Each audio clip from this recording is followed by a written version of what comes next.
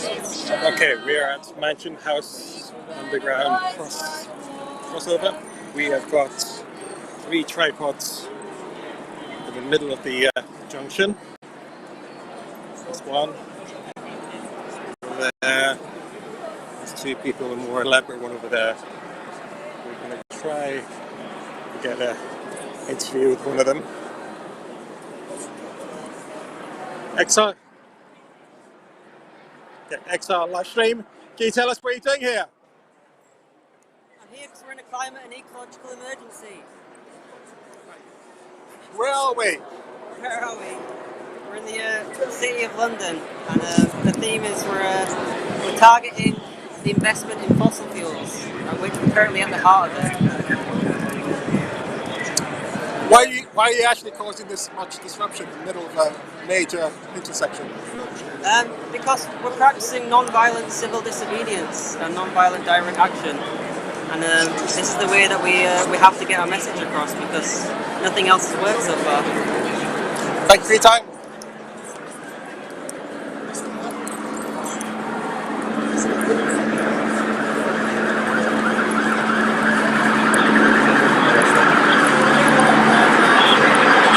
Okay, I'm going to see if we can have a chat with these guys. Hi, XR live stream. So, can we have a quick interview with you? Not to click, that's fine. Right, what are you doing here today? We're blocking Mansion House Junction in the City of London. What for? In protest against the capital flows of the City of London that go to environmental destruction and are founded on its historical role in the transatlantic slave trade. Aren't you worried they're going to cause this much disruption? Well, I think that historically the only social change that's ever been successful has been founded on disruption. Thank you. Sorry, that was very...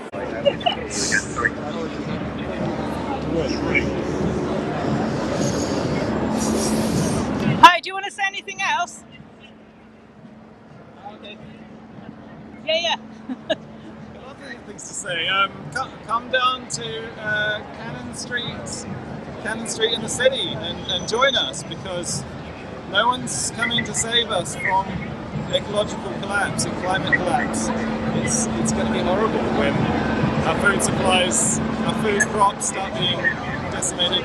Come down here now and be part of starting an urgent change. We need you. We need you to be down here. We need a lot of people here. Are you nervous up there? No, I'm not. I'm not. It's pretty safe. I'm very strong with some bamboo. You sound very calm. Good luck. Okay, police moving in over here.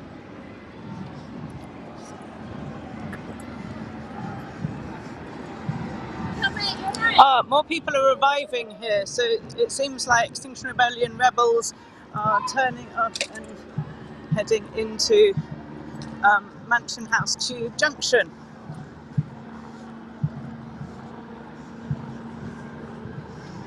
Numbers are swelling here.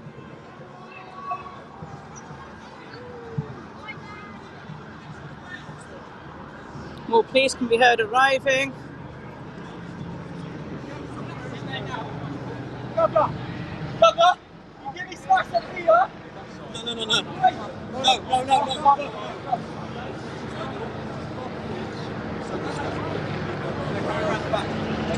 That's my time clock, yeah. Yeah. Okay, I've got a call at the end, so let's do this for a chat. I've got a call at the end there. You wrap this up to yours. I want to take you wrap it.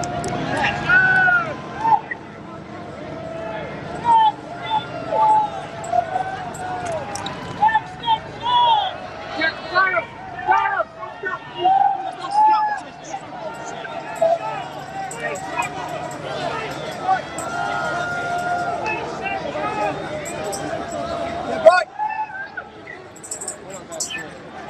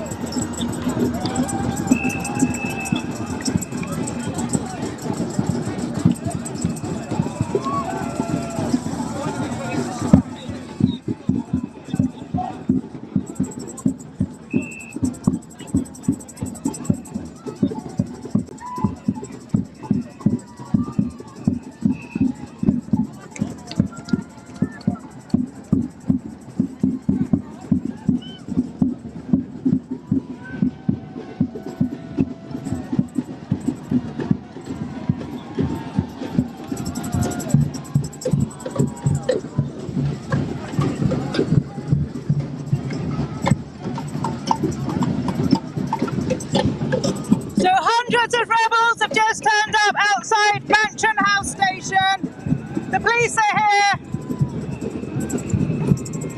but there's still more rebels arriving.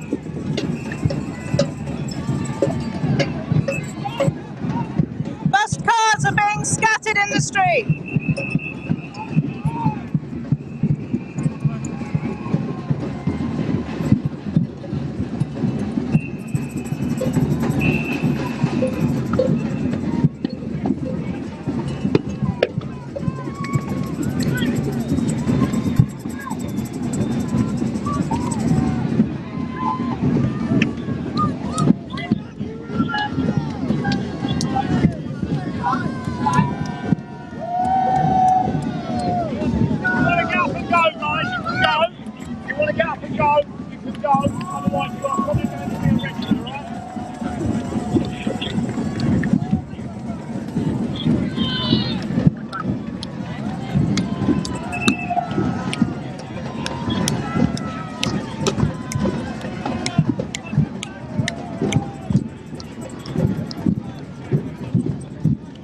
Extinction Rebellion.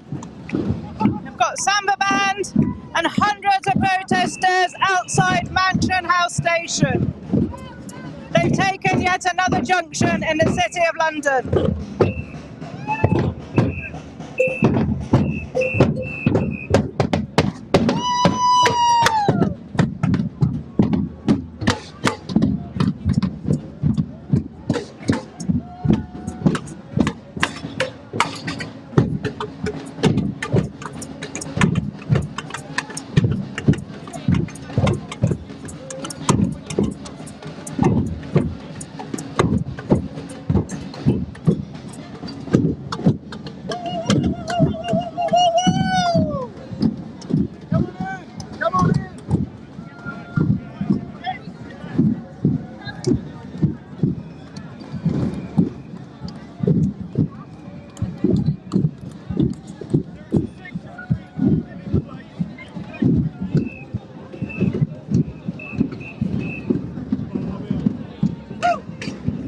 What's known as bus cards are being handed in to the rebels underneath the bamboo structure in case they get arrested, so they know what their legal rights are.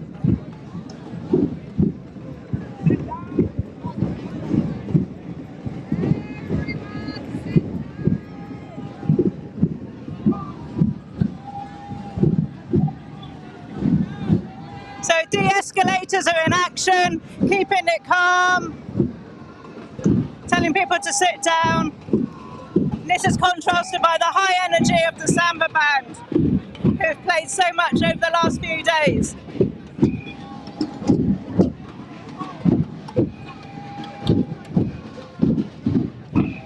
Right, do you want to tell us what's going on right now? Not really quite sure. But we've got some bamboo structures here on Queen Victoria Street, which is the heart of the city. And I think the police are getting a bit tense and staying peaceful, just a bit of pushing and shoving. So what's your de-escalation work that you're doing now? We're asking everyone to sit down, just to take the energy down a little bit. Not get cross with the police. We're asking the police to not get cross with us. So if you look over there, people are starting to sit down. So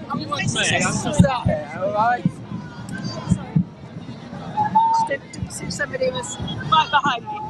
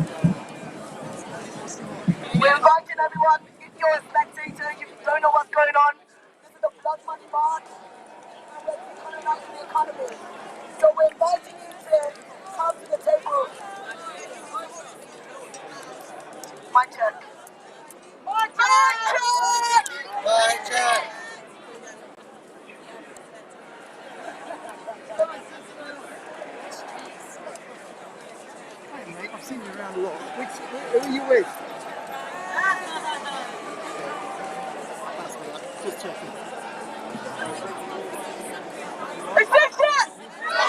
Extinction! Extinction! Extinction! Black Lives Matter! Black Lives Matter! Black Lives Matter! Black Lives Matter! Full streets! All streets! Full streets! All streets! Full streets! All streets!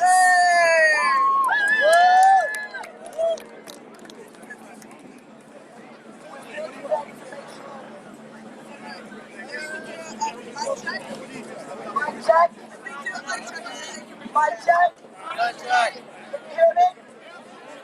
Okay. We're here today for the Blood Money March. To ensure we decolonize our economy. To ensure we decolonize our economy.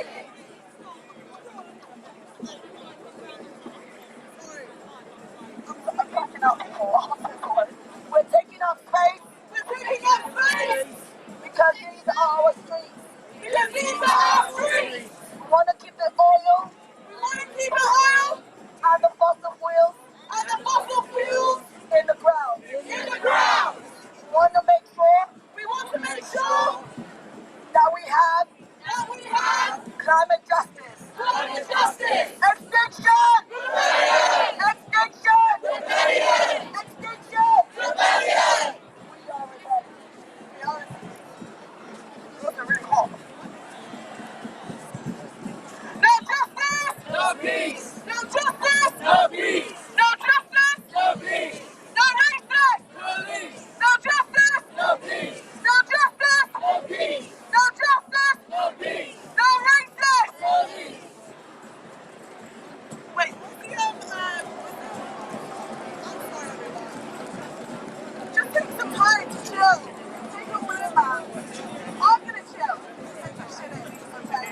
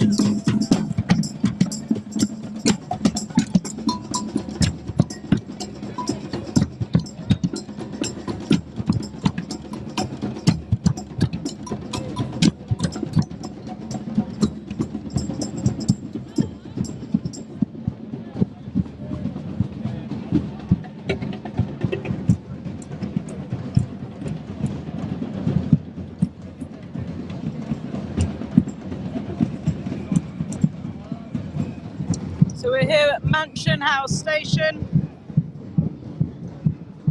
Hundreds of rebels are now here in the junction outside the station. And 2 samba bands, one each side, and 2 tripods and a bamboo structure.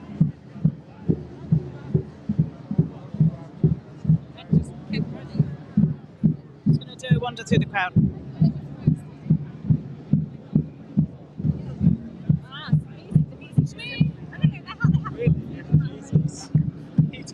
Anyone up for doing an interview?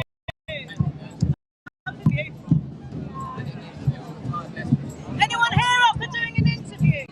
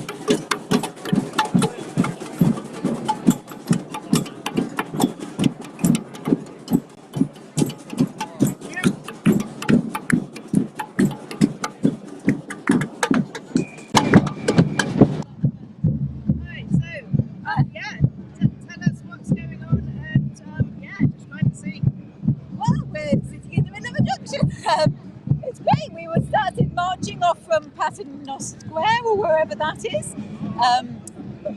Where slight annoyance first, I wanted to go to the loo, but the public toilets there have been closed for everyone except for the police. And that's our public money. They've closed the public loos because of us, which is just not on. So I will be complaining about that. But anyway, we've now walked down and we can see in the distance that there were some lovely bamboo structures up. And then obviously the police tried to stop us coming to them, but there was a bit of a scrum and a rush and a run, and we're all now here. Lovely. And I think there's 3 or 4 bamboo structures. There's lots of samba you can hear. There's one right behind you. Yes. There's a lovely one right behind me. With a lovely person at the top. And yes, it's wonderful. So we're all sitting, the sun's back out. And hopefully this will get some more publicity out there. And yeah. Why are you doing this? I'm terrified. I'm terrified the climate is going to kill me. And if it doesn't kill me, if it lasts me out, then it will certainly kill my children. And there's millions of people out there it's already affecting, it's already killing, it's already harming. And you know, for them, we need to be doing this now. We need to be just stop the harm. We need to stop the fossil fuel investment. It's the easiest thing to do. And here is where all the money that's funding all that sort of thing is. And it's all well known, but it's ignored. And it goes on business as usual. So we're here to bring attention to that, to try and save the planet. And like, people are watching this on a live stream. Have you got a message for them? Come out now. Well, pack your bags, come, we're here all next week.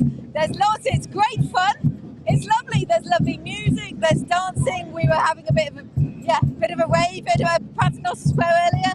It's fun, and it's just, you know, you don't have to get arrested. If you want to get arrested, that can easily be arranged, but you don't have to. Our voices need to be heard. We're not doing anything wrong. We are trying to save people. We're trying to save us. And just come and join us. It's great fun, and you'll have a great time. Thank you very much. Decolonize. Can I invite as much people to come closer and sit down? Let's ground ourselves. Let's take our space. Because you know what? We are non-violent. Even though we have to say that over and over again, we are not the perpetrators. We are non-violent, and we are taking our democratic rights to take to the streets and have our voice and influence. And until they listen, we will continue to be rebellious one way. Yes. Will we continue to be rebellious? Yes. Who's streets? Streets. Who's streets? Streets. Who's streets? Streets. Who's streets? Streets. Who's streets? Streets. Decolonize. Decolonize. We don't want no blood money.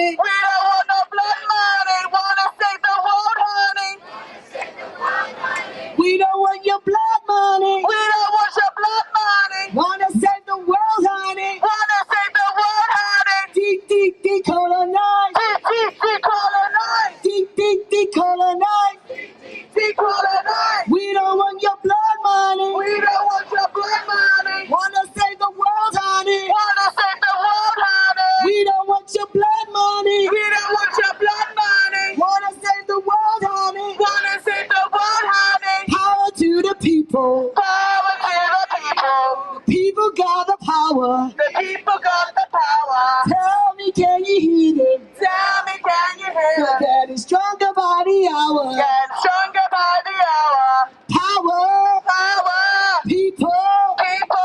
power, Power. people, People. power to the people. Power to the people. The people got the power. The people got the power. Tell me, can you hear them? Tell me, can you hear They're them? getting stronger by the hour. Get stronger by the hour. Power, Power. people, People. power, Power. people. People. Didn't you love the way that we confused the police? Oh my God, it's amazing. Do you know what, yeah? For 2 seconds, it wasn't that hard, right? Though, can I just say, big up to the Bamboo crew. Big up to those taking our stage. Big up to the Samba sound system. Big up, Samba. And big up to all the rebels on the street. XR, you're amazing. We love you. We love you. You know what? I want to just say this. XR, you've got big vulva energy. I know I'm not going to talk about anything other than that. Normally people will say big dick energy, but I'm saying big vulva energy because the woman runs stuff. We run stuff. You know what I mean? We do. To other mothers, to other women, to all the womex who are taking up space unapologetically, we give life to things. We fight because we understand that if we do not fight for our rights, we are part of the problem. You are not going to write us out of history. You're not going to make us the aggressors. Guys, can I get people to move in? They're trying to kettle us. So everybody try and get us close in. You can see them on the side. We're not, by the way, we're not even scared of you guys, you know. That's the sad part of it. ACAB. Wait, why? ACAB. I'm not going to say the full. I'm sorry, okay? Okay. Because if we start saying all come from us, then we start writing, you know what I mean? So we're not going to do that. I just said it, but it's okay. Anyway, we are going to try and keep the temperature. Can we make sure, as much of the people that want to stay in, I want you to sit down. Please come to the table. We're going to have a crisis talk. We're going to just have a conversation. We're going to talk about how do we decolonize the economy? How do we become better allies? How do we make sure we hold power? And how do we make sure those who are not on the table can get to the table? Can we do that? Yes! Can we do that? Yes! We're going to have some crisis conversation. This is the People's Assembly. This is the citizens' conversation. It is your voice. And when you turn around to someone you don't know, ask them why are they here today and what do they want to achieve after today and what they're committing to do. 3 questions. Why are you here today? What are you trying to achieve? And what are you going to do, committed to do after today? Is that okay? Can we remember that? Mic check. Mic check. Mic check. Mic check. 3 questions. 3 questions. Why are we here today? Why are we here today? What are we trying to achieve? What are we trying to achieve? And what are we committed to do? What are we committed to do? Can we have that conversation? Can we have that conversation? Okay, let's start that now. Start talking, and then in your groups, hopefully a groups of 5, let's have that discussion, and then give me 1 person from your group to feedback, because it's about your voice, and you can come and take this mic, because it's not about me, it's about all of us. I'm checking my privilege right now, and I want to make sure you do the same. Yeah. You've got a chair.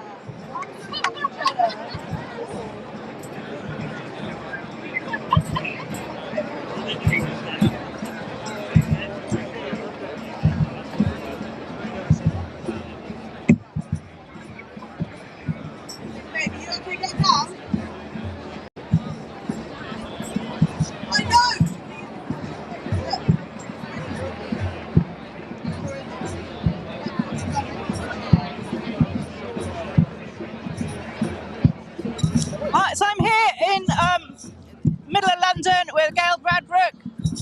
Tell us what's going on. Hi everybody, thanks for all the support.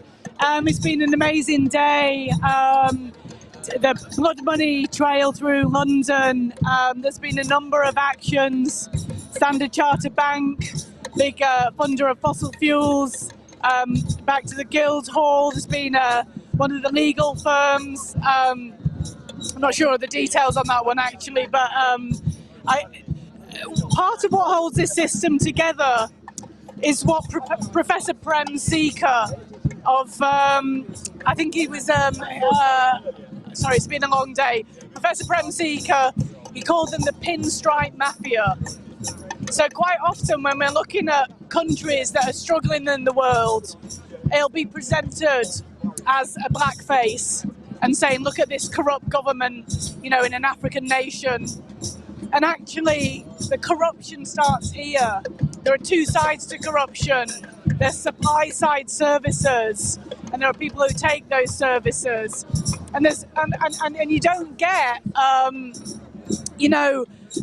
corrupt officials in other countries by accident. It's because people go and bribe them and all the rest of it. And it all happens from here with the pinstripe mafia. And it's the accountants, the major accountancy firms like PricewaterhouseCoopers. I call them parasites with calculators. You know, you've got Anderson. There's four major accountancy firms. My brain's just not giving me all the info right now. But anyway, you've got the legal firms, you've got the audit firms, you've got the foxes in charge of the hen house, basically. So corruption services, according to the Financial Secrecy Index, which is organised by the Tax Justice Network, it's a very detailed assessment of financial secrecy across the world. And there's a lot of it in the US, centred on Delaware, but the absolute centre of it all, the main hub, is the UK and its crown dependencies, like in its overseas territories like Jersey, like the Bahamas, you know, the British Virgin Islands and so on. So, and that is how neocolonialism works with this pinstripe mafia. It's something like for every dollar that we give in so-called aid to so-called developing countries, $27 is extracted from that country in various ways, you know, in various neocolonial ways.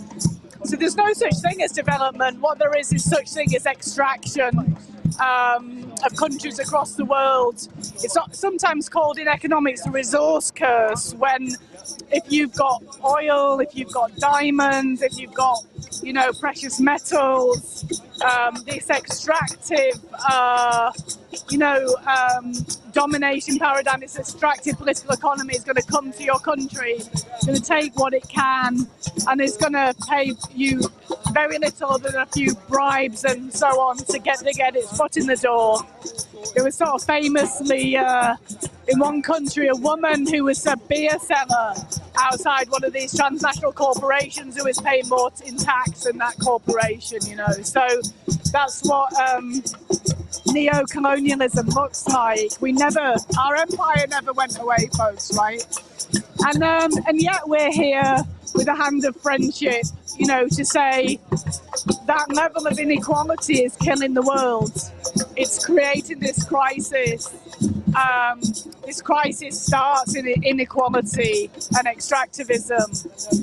And so what we've got are these beautiful rebels on these amazing structures. Maybe the other thing to say is that we're a movement based in 10 principles and values. You'll know about the one about non-violence, hopefully the ones about regenerative culture, trying to take care of ourselves and burnout and so on. One of our key ones, and actually it was the lovely Stu Basden, I remember bringing this one in, was about debriefing and reflecting, being a learning organisation, you know. So we stand on the shoulders of so many other social movements and we try and learn. I've been spending the last few months trying to get up to date with the latest thinking in social movement theory, people like Stellan Vindhagen's work.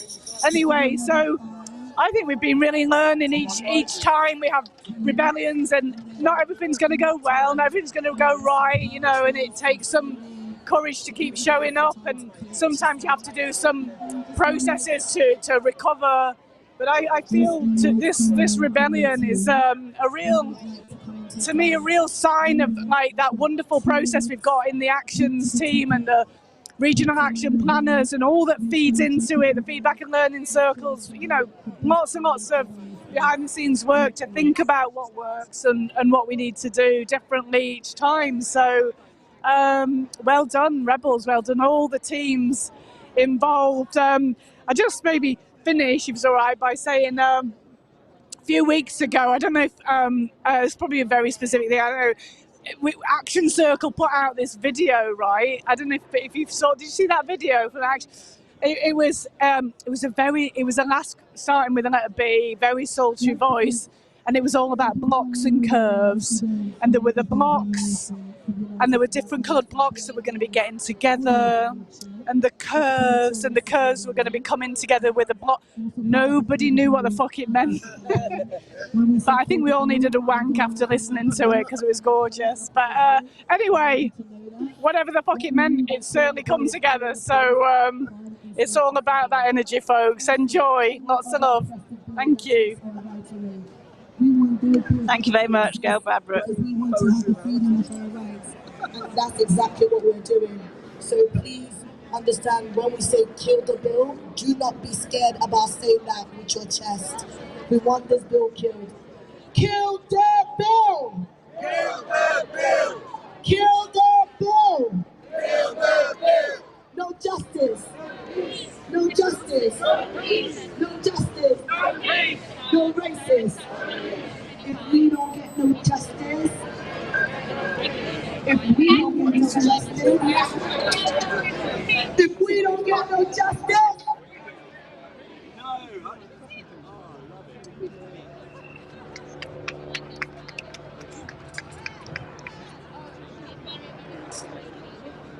I'm about to invite someone phenomenal. He's a king. He was part of the crusade last year. He's like my little brother.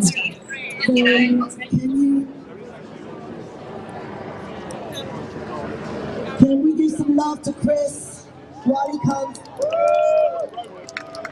While he comes and tells you about the history of why we're here.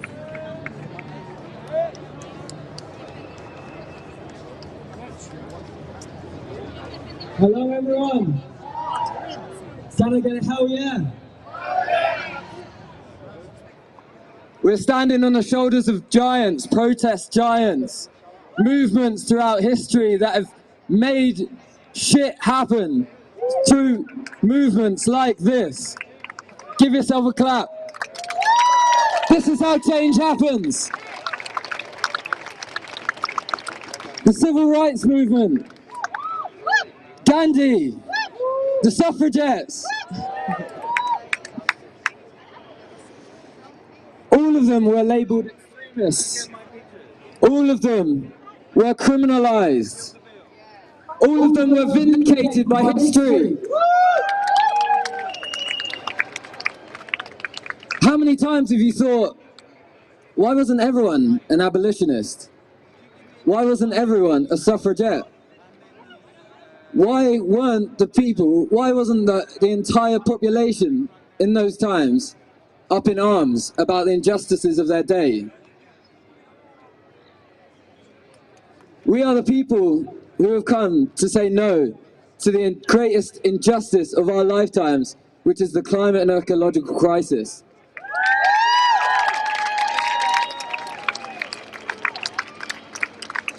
Last year, we were at Lloyd's of London. I don't know if you saw me. I was like, yes. I was there because Lloyd's of London had a phenomenal history of funding the slave trade. And today, they still fund fossil fuel mega projects with the same profits.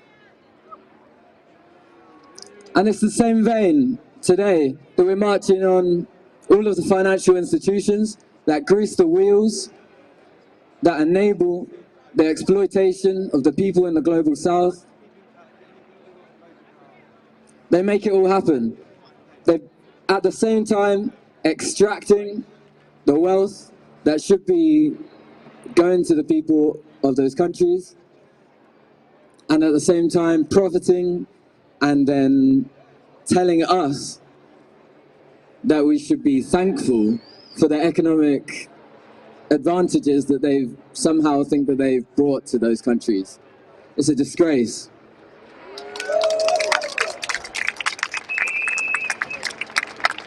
There's so many economic myths that we need to bust, that the media need to break.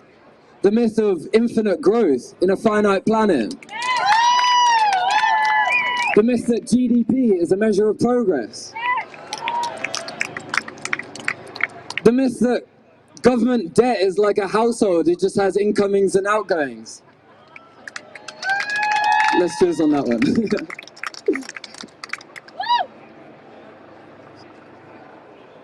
What really drives me is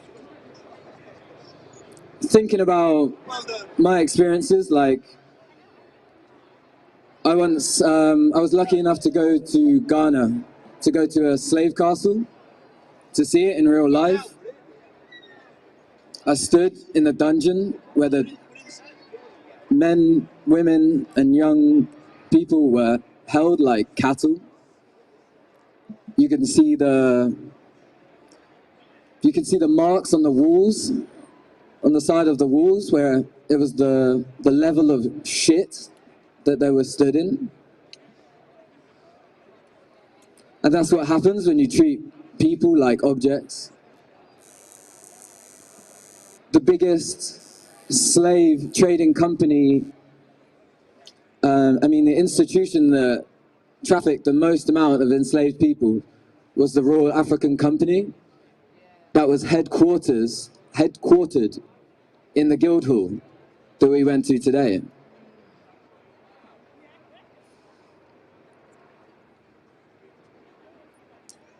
My family, half of them are from England, and the other side are from the Caribbean. So I know that it's strange to think that back in those days, my ancestors on one side were being taken through the door of no return, never to see their homeland again.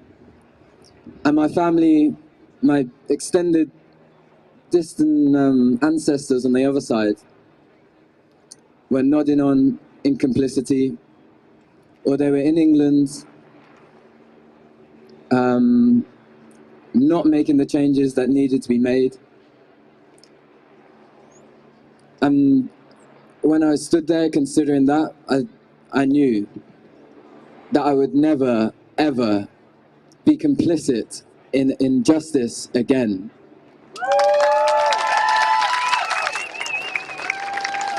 And I'm just so glad to see everyone out here now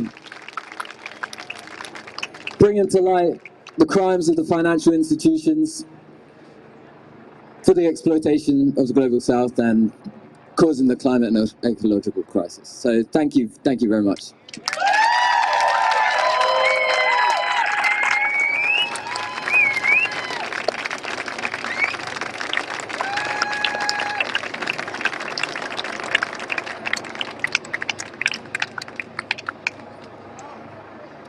I'm getting old, man. Swear down. Bruh, before I could do all this and my knees would not be quaking in his little boots. But that amazing young man is from XR Unify. Give some love to XR Unified! I need to actually paint a picture. When you see people of color, or when you see black people come to protest like this, it takes a lot of bravery. It's not easy.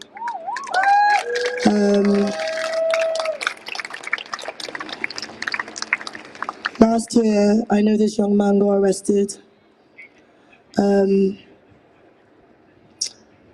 I know people kind of celebrate and just think we just want to do this shit and like get arrested and like it's fun. When people of color get arrested, we are actually petrified. You need to understand, when we get arrested, we might not get a job. When we get arrested, sometimes we might not come out. When we get arrested, the narrative is not as joyous as other people's narratives. And I know loads of people have been arrested this week, and I send my love to them. But I'm not gonna lie to you, getting arrested is not part of my journey this time, because I've got 2 babies that I want to go home to. And the difference is my career options will totally derail. But one thing my daughter said to me that's actually making me a little bit stronger, she goes, "Mommy, if you ever get arrested, don't worry, I'm still gonna be proud of you." And that's, as lovely as that sounded, and I think I still have the voice notes of what she sent me to encourage me, because like, I'm not gonna lie, emotionally I get tired. Emotionally I get burnt out. Emotionally I don't want to stand here, but I know I have to be visible to show my community. And being black is not like homogenous one community, by the way. Let me just explain that. I cannot speak for all black people. Anyone that tells you they can, they're part of the problem. So when I speak from my lived experience, and I speak and I make sure I include as much diverse voices as I can. And sometimes I don't even want to be on the streets, and I want the police to hear this. I don't want to be here. I don't want to be at odds with you. All I'm asking is for, I want to live. All I'm asking for is to have an earth that I can live in. All I'm asking for is for my daughter to be able to grow up and not just be treated in a different way. All I'm asking for is for my son, who is cute now as a 9-year-old, but will become a threat when he goes 13. All I'm asking for is to be able to live them in a world where they can breathe. That's all I'm asking for. And I'm not lying, I'm tired. I don't want to do this shit. We're not having fun. This is not a fucking picnic. We're here trying to fight to actually live.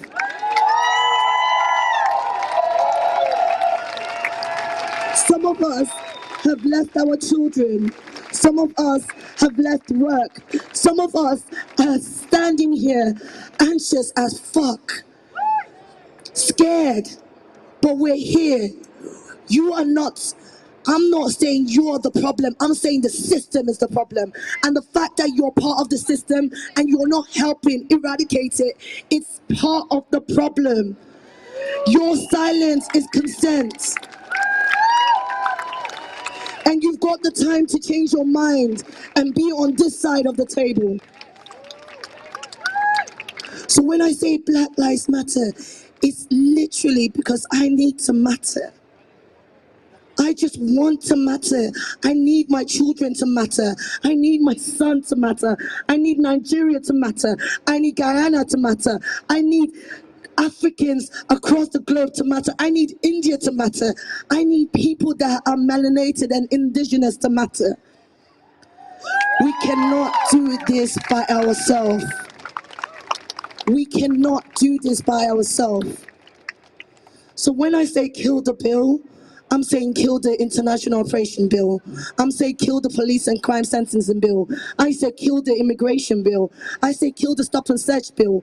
I could go on about all the bills I want you to kill, but none of them is me telling you I want you to kill you. And the narrative the media tried to spin, to say when we say kill the bill, it's about violence to the police. I promise you, there's not been one protest I've done that has violence. Not one. And when you say that, you're perpetuating that unconscious bias of assuming my blackness is a weapon or a threat. Let me explain. This melanated goddess is not a threat to anyone else other than I am here to take down the establishment that doesn't want to give us any voice. And I am not going to be silent about it. We are standing united. We are having this conversation. We are taking space. And it's okay to not be okay. We cannot be complicit. And I know a lot of you mentally, what you all might not understand, this is to the police. Mentally, this shit is draining. Physically, this is tiring. We just want to live and breathe. We want to take care of the nature. Mother Earth, we have one Earth. No plan B. There's nothing else. We want to be able to see our children live and know that we fixed it. It is an emergency now. We need to act now. And the capitalist system does not understand that. The colonization impact is not being studied. We need to decolonize our mindset because I get to live through that. So tell the truth, free the press, act now, and be the best ally you can be. Don't listen to my speech and say it was amazing. That will be insultive to me. Listen to it and apply it in your life and do something, because my Black Lives Matters and all Black Lives matter. All lives cannot matter until Black life does, and that is.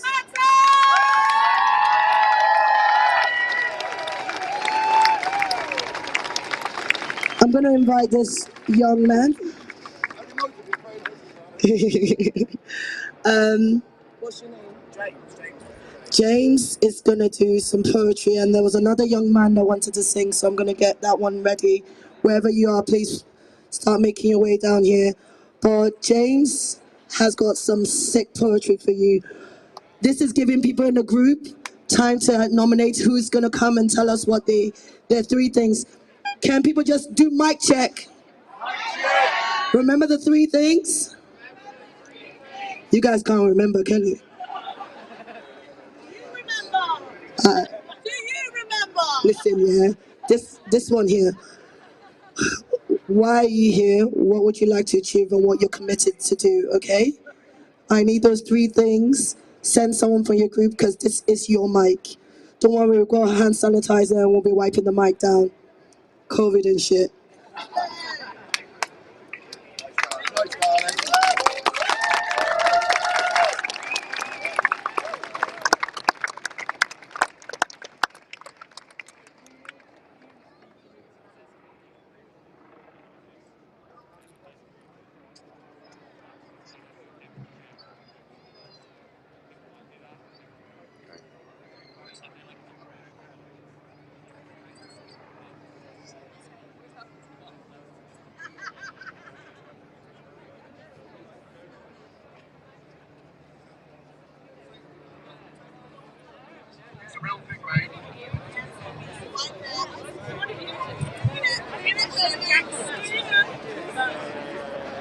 So the poem's quite succinct.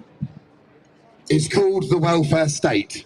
And I'll get straight on with it because everyone's had a lot of speeches all day. Nasty little conservatives, horrid little boys, those Fleet Street executives, and they just playing with their toys. All in this together, that is what we have been told. Why does my bank account feel like it's left out in the cold? Your grandma's had a stroke on 999, your grandma's had a stroke on Friday night, so 999 your ring. But the paramedics are busily engaging with a bunch of drunken savage lights. They're fighting all beard up, following the advertisements, hinting take another sup. All in this together, that is what we are fed. I wouldn't let them in the illusion rot into your head. Blatant economic lies mixed with foreign interventions leads to no surprises. What are you shouting about? Mic check. We do not talk to the police. We do not talk to the police. No comments. No comments. And if Samba, just hold on.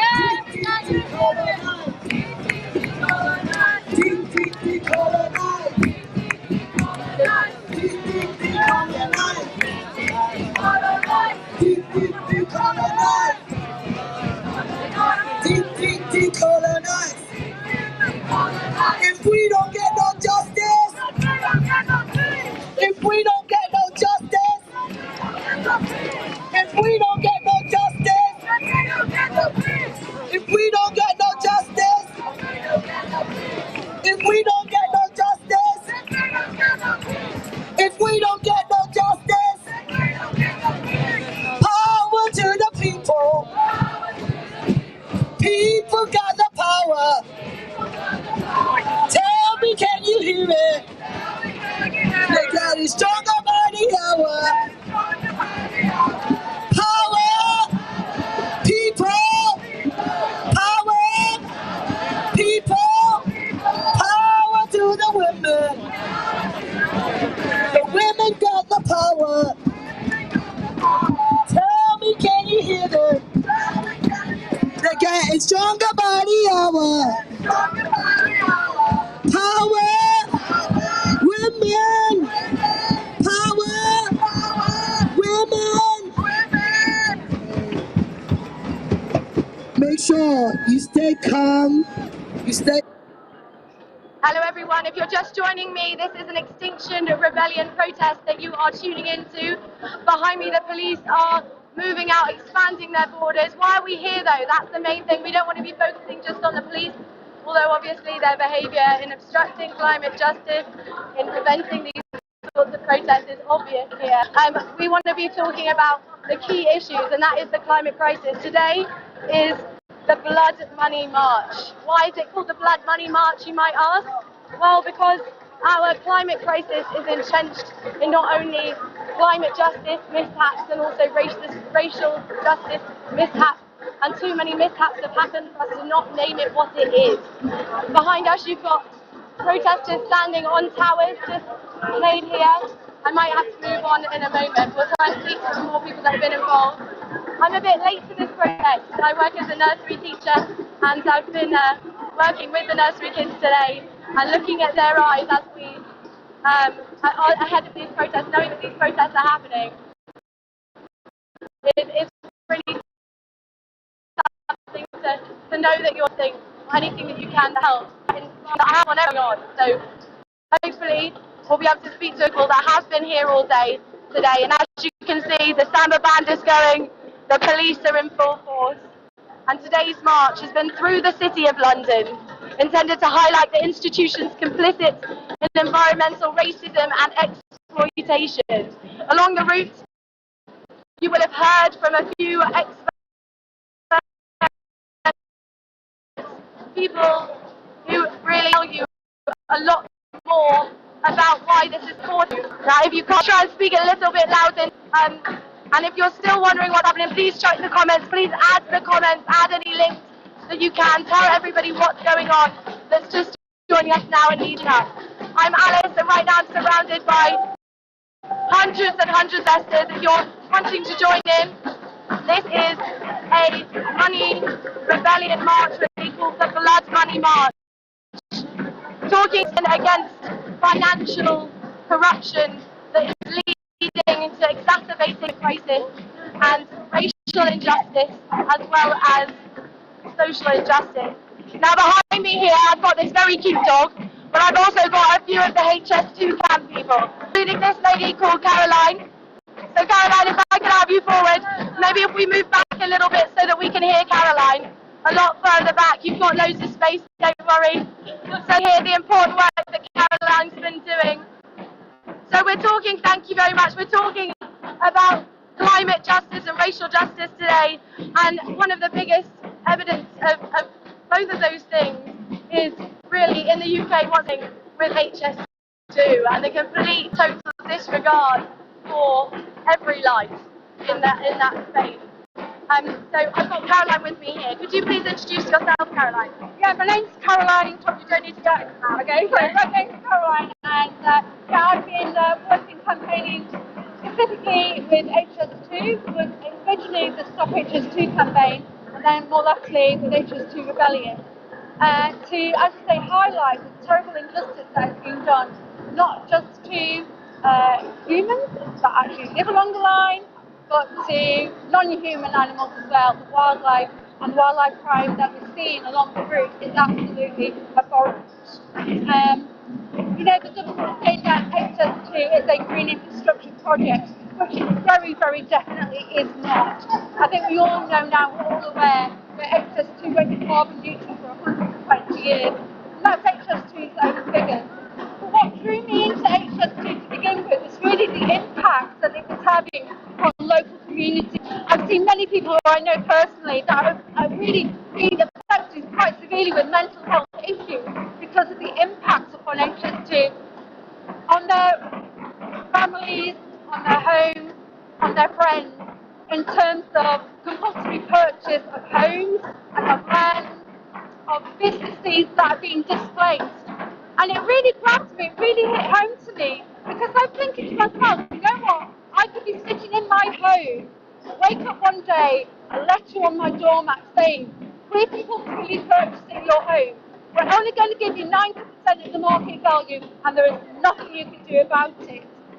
And the more I began to look into HS2, I then became more aware of the environmental impact as well. And that shocked me to think that not only did HS2 possess people's homes, but along the route and for, you know, miles beyond that route, vast tracts of land were being possessed. We're talking ancient woodland, wildlife conservation areas, and nature reserves, and sites of special scientific interest. Places that you can't even walk your dog, HS2 will go in and completely raze to the ground. And the RSVB are reporting a 2-mile kind of corridor either side of HS2. We're going to see local extinctions of barn owl, of hare, of water vole, of eel. The list is pretty endless, and the shocking thing is that you've had such incredible support. Regular people are quite easy to ignore on their own, but as a mass, it's really hard to ignore them. Evidence here behind us. It's quite uplifting to know that this is happening, but there will be some people at home that won't be able to be here today, that might be living along the HS2. Just to give you an idea of just how much this is involved with this blood money rebellion that we're talking about today, it's over 100 billion. 100 billion, that's money. So people can't talk, sorry, 100 billion. It's billion, it's billion, 100 billion. Billion, billion. Let's just reiterate that, that's money that we can't comprehend. So it's being spent on such a ridiculous project. Yeah, so if you had a £1 coin and you were to pay £1 every second of every day of every week, it would take you 4,000 years to repay HS2. Oh my goodness. So that would put it into perspective. A million seconds is 12 days. A billion seconds is 33 years. So when we talk about the difference between a million and a billion, that's the kind of incremental scale we're talking about. Because, as I say, 106 billion is beyond our comprehension. Absolutely. What we can comprehend a bit more, though, is about 4,000. So if you're a taxpayer in the UK and you're looking at this and you're one of those people commenting, and please do keep commenting because it helps get the outreach of this up. So if you are watching this and you're thinking, what a waste of taxpayers' money that these police officers are having to support this or kind of the opposite in some ways, they're having to be brought out, then please think about the fact that this HS2 situation that we're talking about is costing the average taxpayer around £4,000. It's actually 7,700. Oh my goodness, you have the updated statistics. Whoa, 7,700. And how does that make you feel? Please let us know in the comments. And if you're unsure of this, if you've heard about this for the first time, please share this video that you're watching right now. We're going to be covering everything about Money Rebellion, about this blood money protest that we're talking about today, HS2 and all these other fingers and pies that we definitely shouldn't have in the UK and around the world. So back to you, who was talking about HS2 here. Ben, who is living along the line of the HS2 train track, essentially, or train chaos. What can they do? Is there only people who can be here in London today that can make a difference? Absolutely not, absolutely not. On the 13th of September, Parliament are going to be debating the legislation that protects HS2. The legislation was passed on lies from the Department of Transport by Bernadette Kelly and by the CEO of HS2, Mark Thurston. In 2017, they said that they were keeping to the budget for HS2. That point stood at 37 billion. We now know that it's going to, well, the official figure is 106 billion. Lord Barclay, who was on the Oakview panel, said it might even cost 232 billion when you take into account the rolling stock. So what you can do is to contact your MP and ask them to attend parliamentary debate on the 13th of September, to ask them to go to that debate and repeal legislation that protects HS2, so that Parliament can have you debate on HS2. Thank you. So there's one talking about statistics, money, lots of statistics to know. Please correct me as you are very aware over what I've got here, but I've got 108 ancient woodlands, 33 legally protected sites of specific scientific interest, 693 classified local wildlife sites, 5 wildlife refuges of international limits, 18 wildlife trust reserves, 26 large landscape-scale conservation efforts and damage to other rich habitats, wetlands, veteran trees, wildflower meadows, and historic wood pasture, urban green spaces, which, as you know, living in London is absolutely crucial. The existence and safety of so many wildlife species, like you mentioned before. We're saying all these statistics, and they are shocking, but there is an emotional side to these statistics and figures as well. So as somebody so heavily involved in this, how is this making you feel? It is pretty enraging. It makes me feel shocked still and incredulous still, even though I've seen this and I've been aware of it. But you know, nature is coming back. And actually, at this point, I'm actually feeling quite positive. Lots of people are saying to me, is it too late to stop HS2? There's been so much devastation already. Is it not too late? What we're seeing, however, is where HS2 have already cleared some of these areas, nature is coming back. The hedgerows are growing back, the woodlands are growing back. Nature is very, very resilient. It's not too late. So actually, at this point in time, I'm feeling pretty positive that stop HS2, nature will come back, it will be okay, but it needs to happen. And it will only happen if we all get behind this and lobby our MPs and tell them we will not have this. This was voted for without our say-so.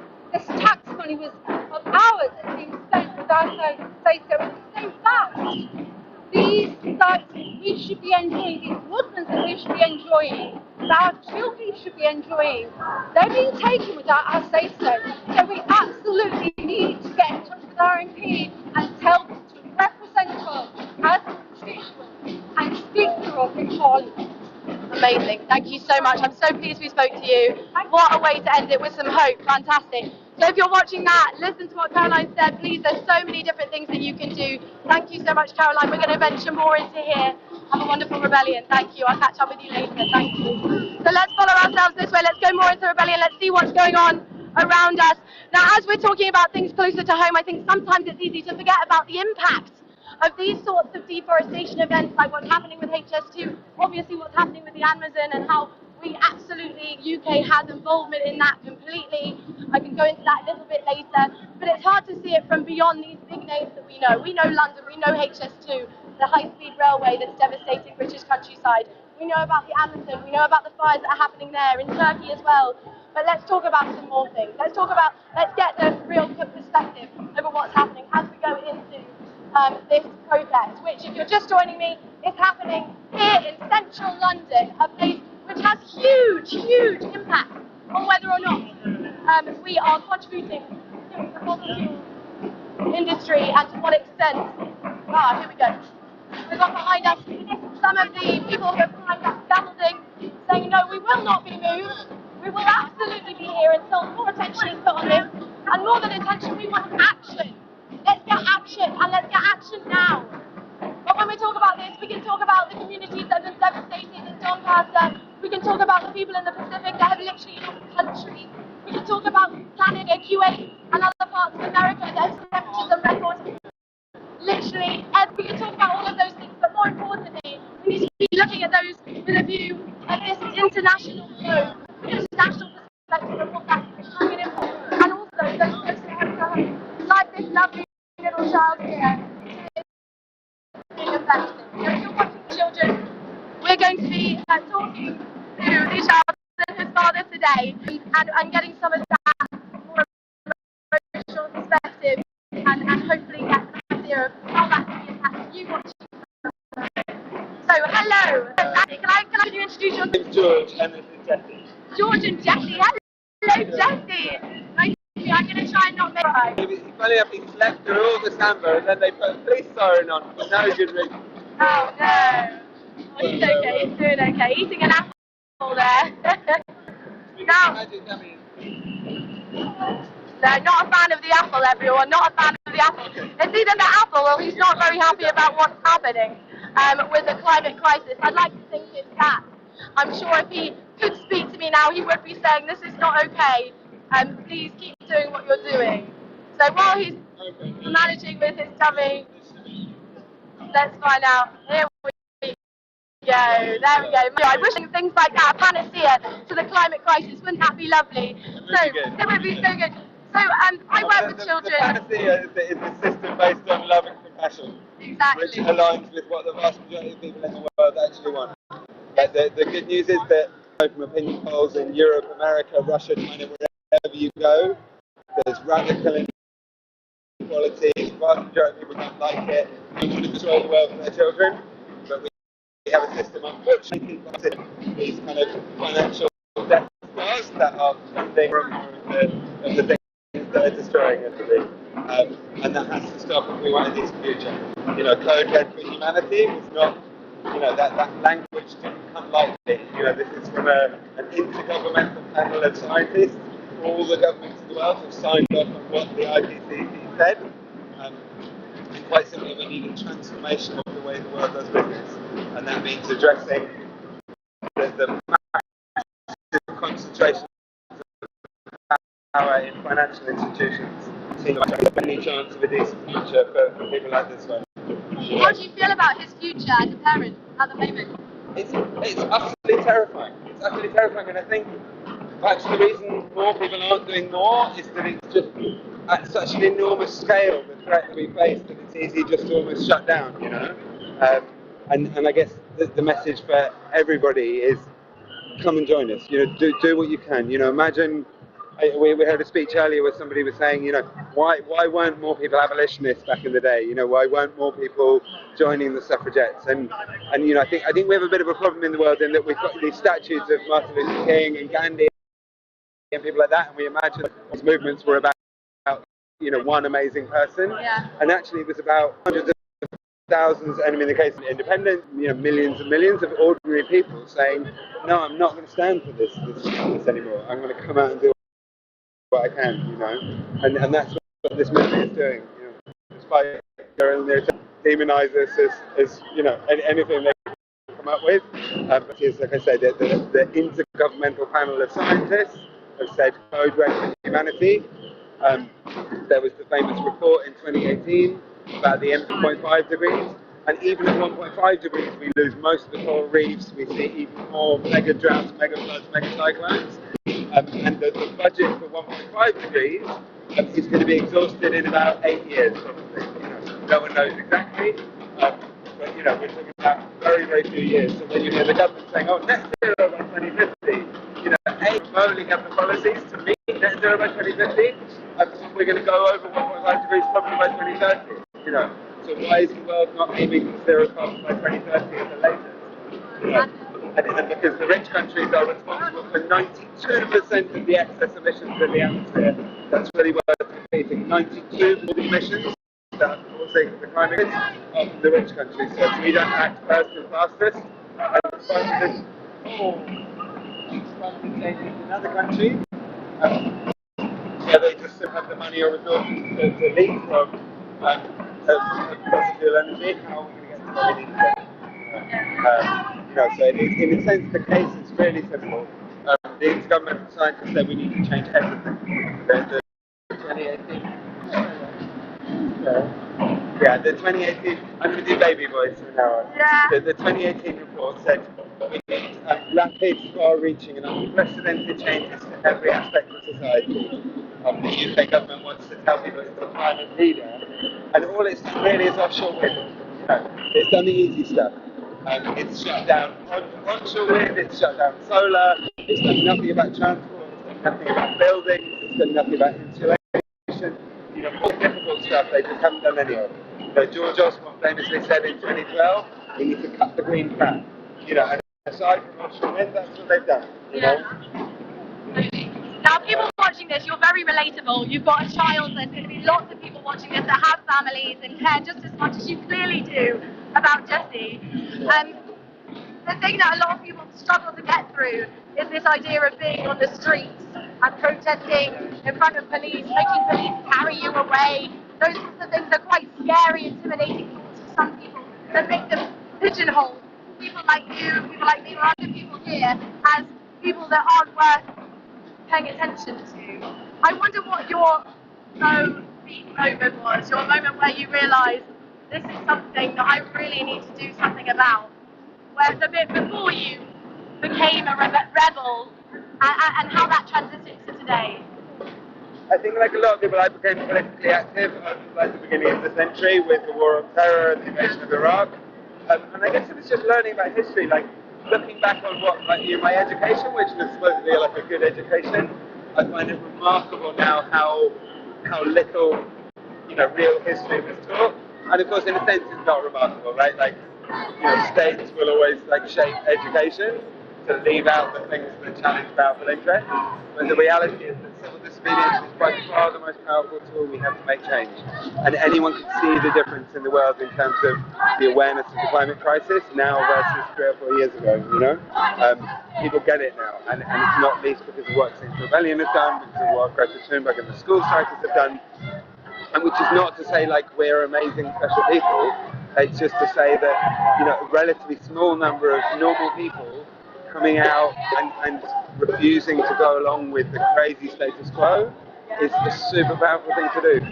Despite all the propaganda that we're sort of some crusty weirdos, actually we've got civil servants, teachers, nurses, small business owners, doctors, scientists, everybody.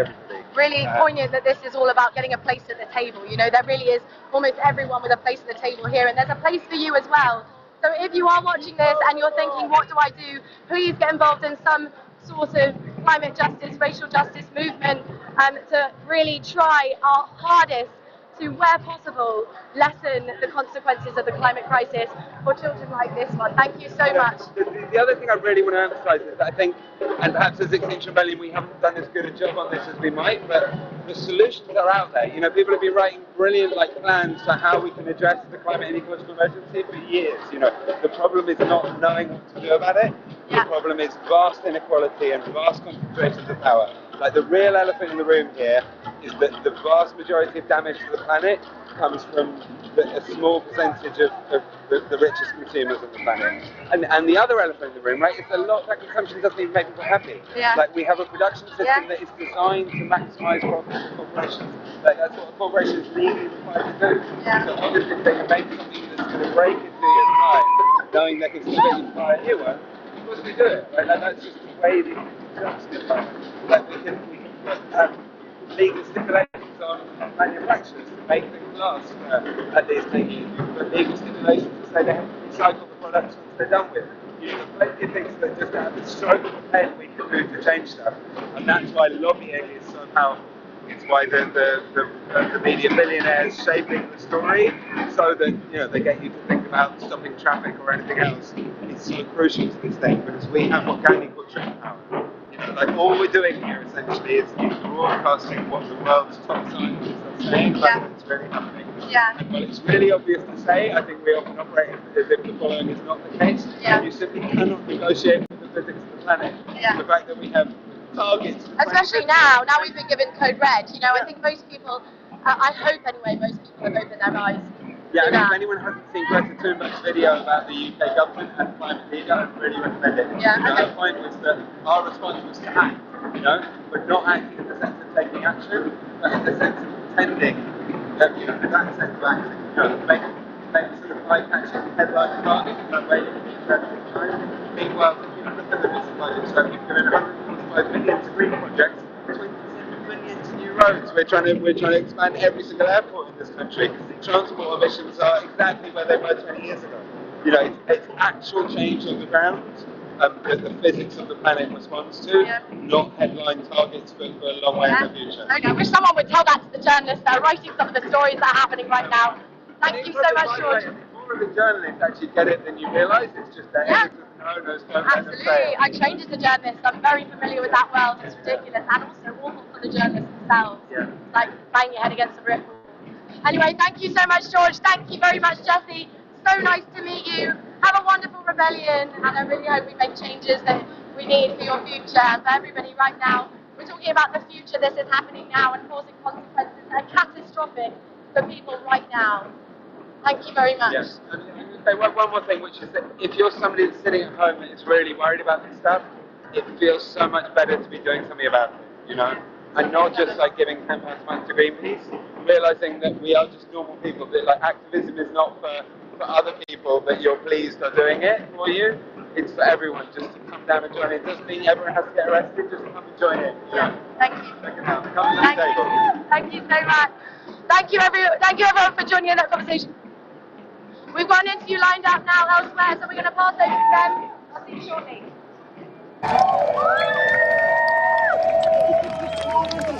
Hello. How are you finding it today? What's the atmosphere like? The atmosphere right now is electric. It's really energized, as you can hear and feel. We went for a march. It's been a long day. We'd had a long time in one location. And then we arrived here and we're like, they've done it again. 3 bamboo structures taking this really busy 6-way junction. And right now it feels really good. I spent a lot of my day doing outreach, so I've got this incredible flyer. I don't know if you can see that. It's got the floods. It's a really good explanation on the back. So I've been talking to people about why we're here and the crisis. It's been really serious. There was a moment that made me cry today when all the blood in the middle of the stock exchange area. And there was one little girl that was drawing XR symbols slowly with her feet in the fake blood. And there was a banner behind saying, we are the last generation. And just watching her do that and then read that banner just really got me. So after a really long day, it's good to just release that tension and just dance in the street. It's something I only tend to do when I come to XR actions. But, people look at us and think, oh, they're not taking this seriously. We are taking it so seriously that just sometimes you've just got to let all that energy release. Thank you for your time.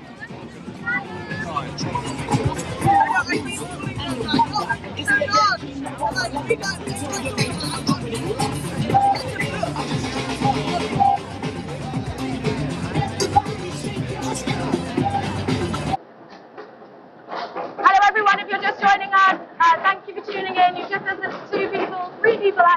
about their experience, not only of the rebellion and the climate crisis, why they feel change is necessary, why change is needed. If you're watching this and you're a bit lost, well, we're going to speak to someone in a moment who's been here all day, is covered in blood, and can explain a little bit more.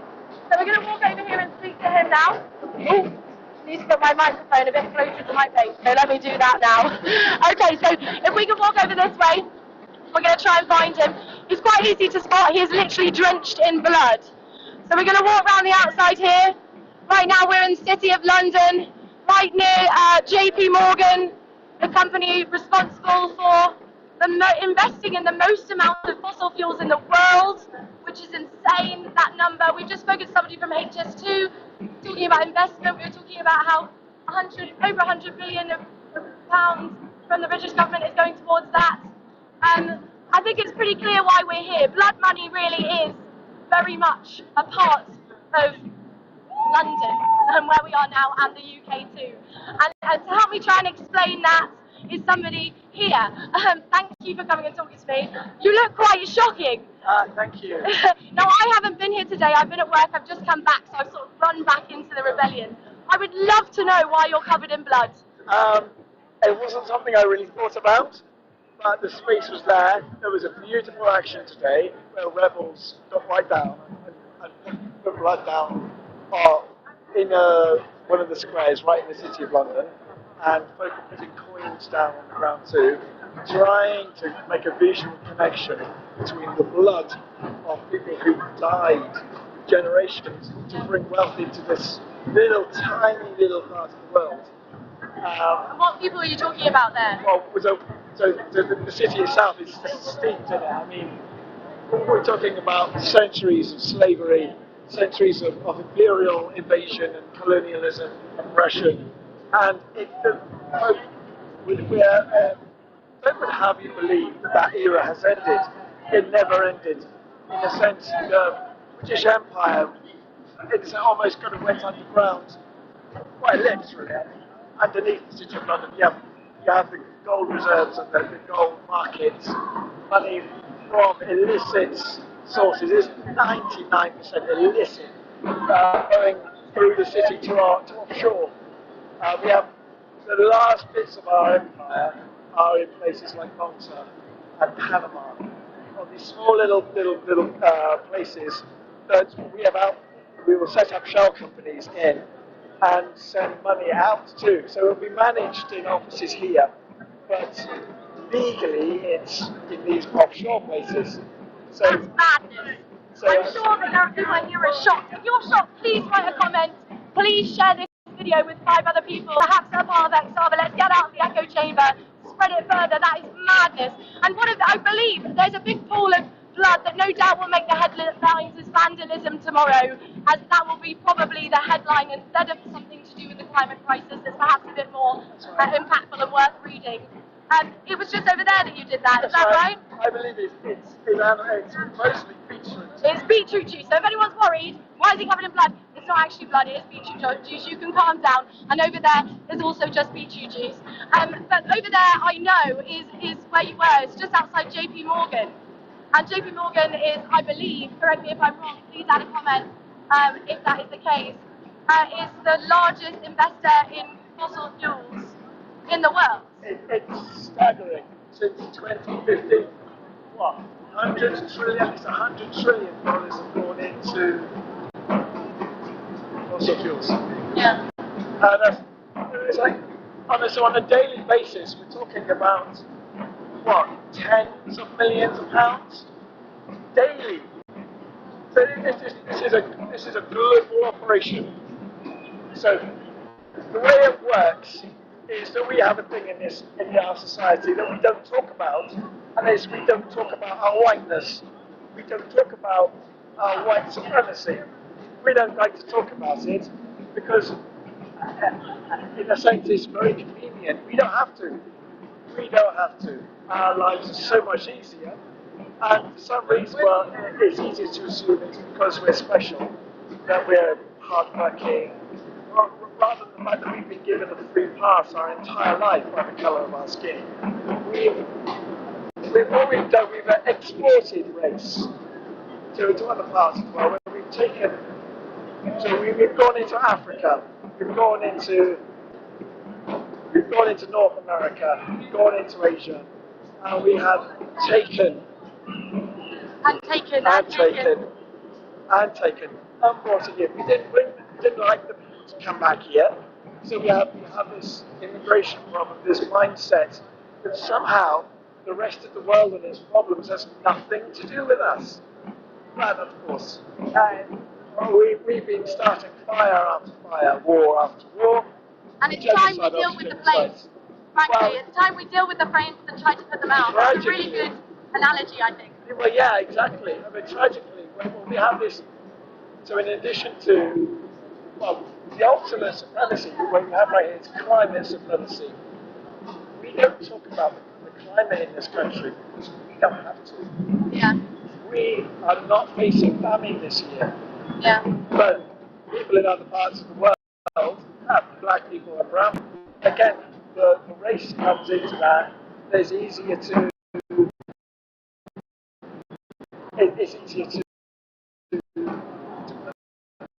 blame other things out there. Yeah. It's management. We have. It's not. It's complicated, and there is. There's the heart of it.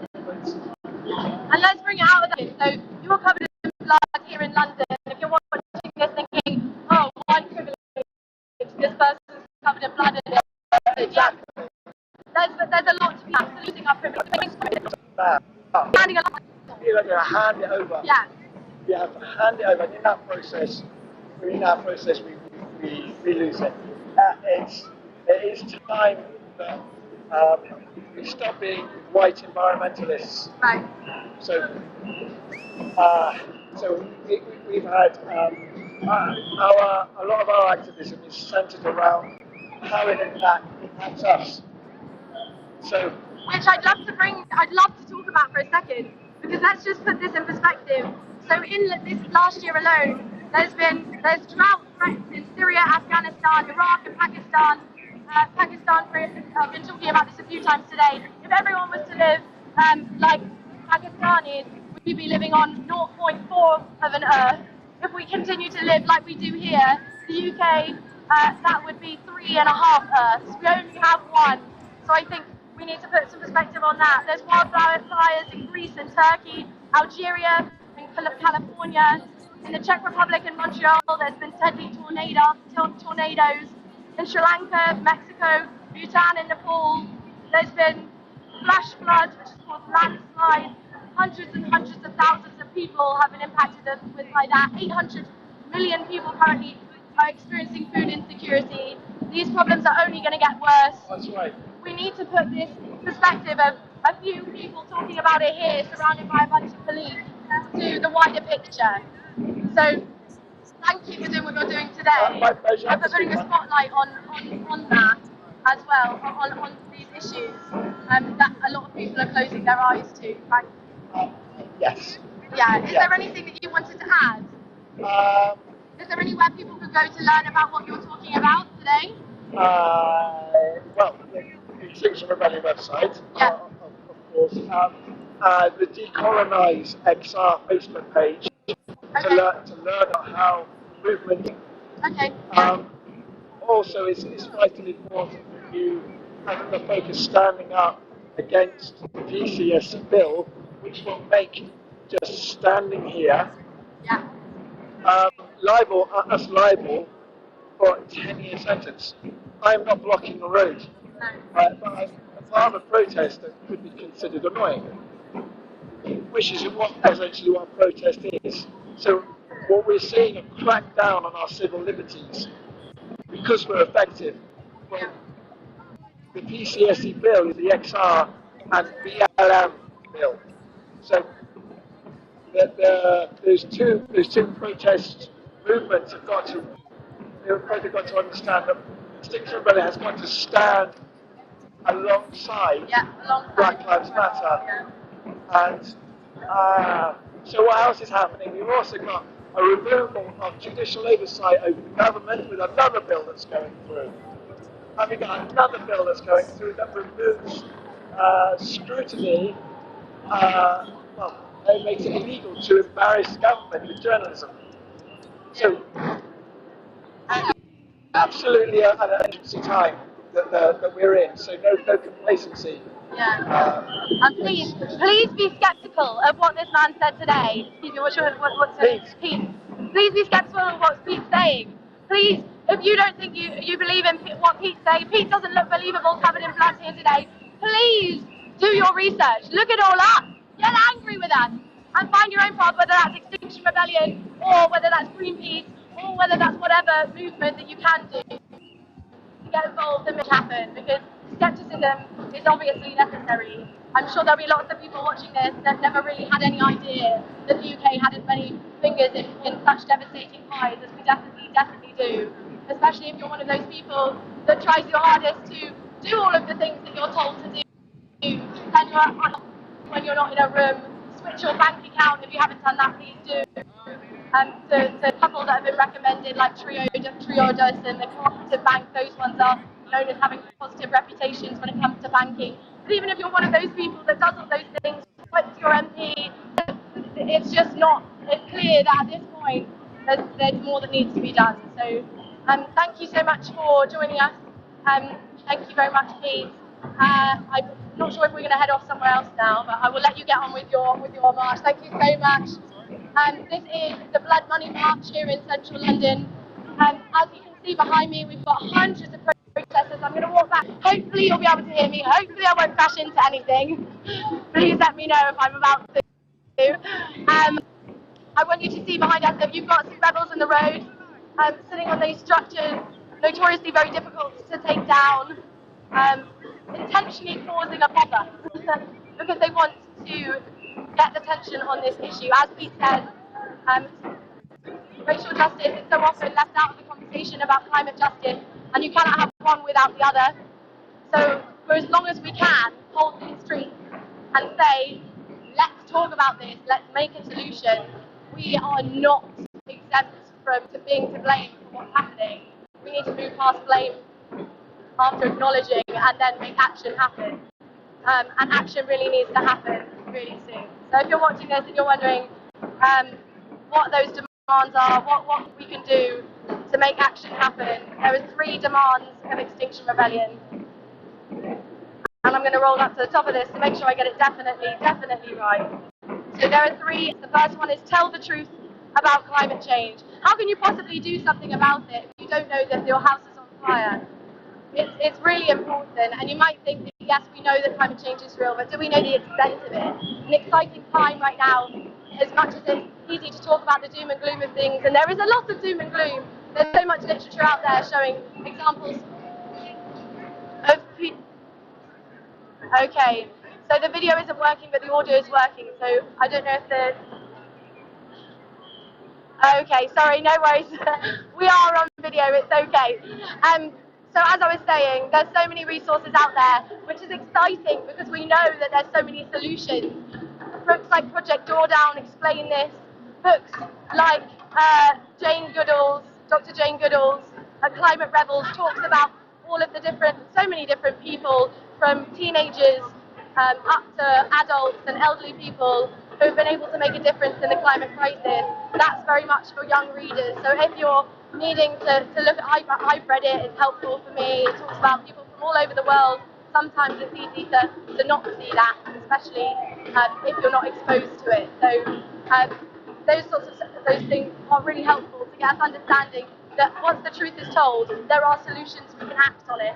A bit like the COVID pandemic, we need sort of the same PR team as those that promoted action on the COVID pandemic.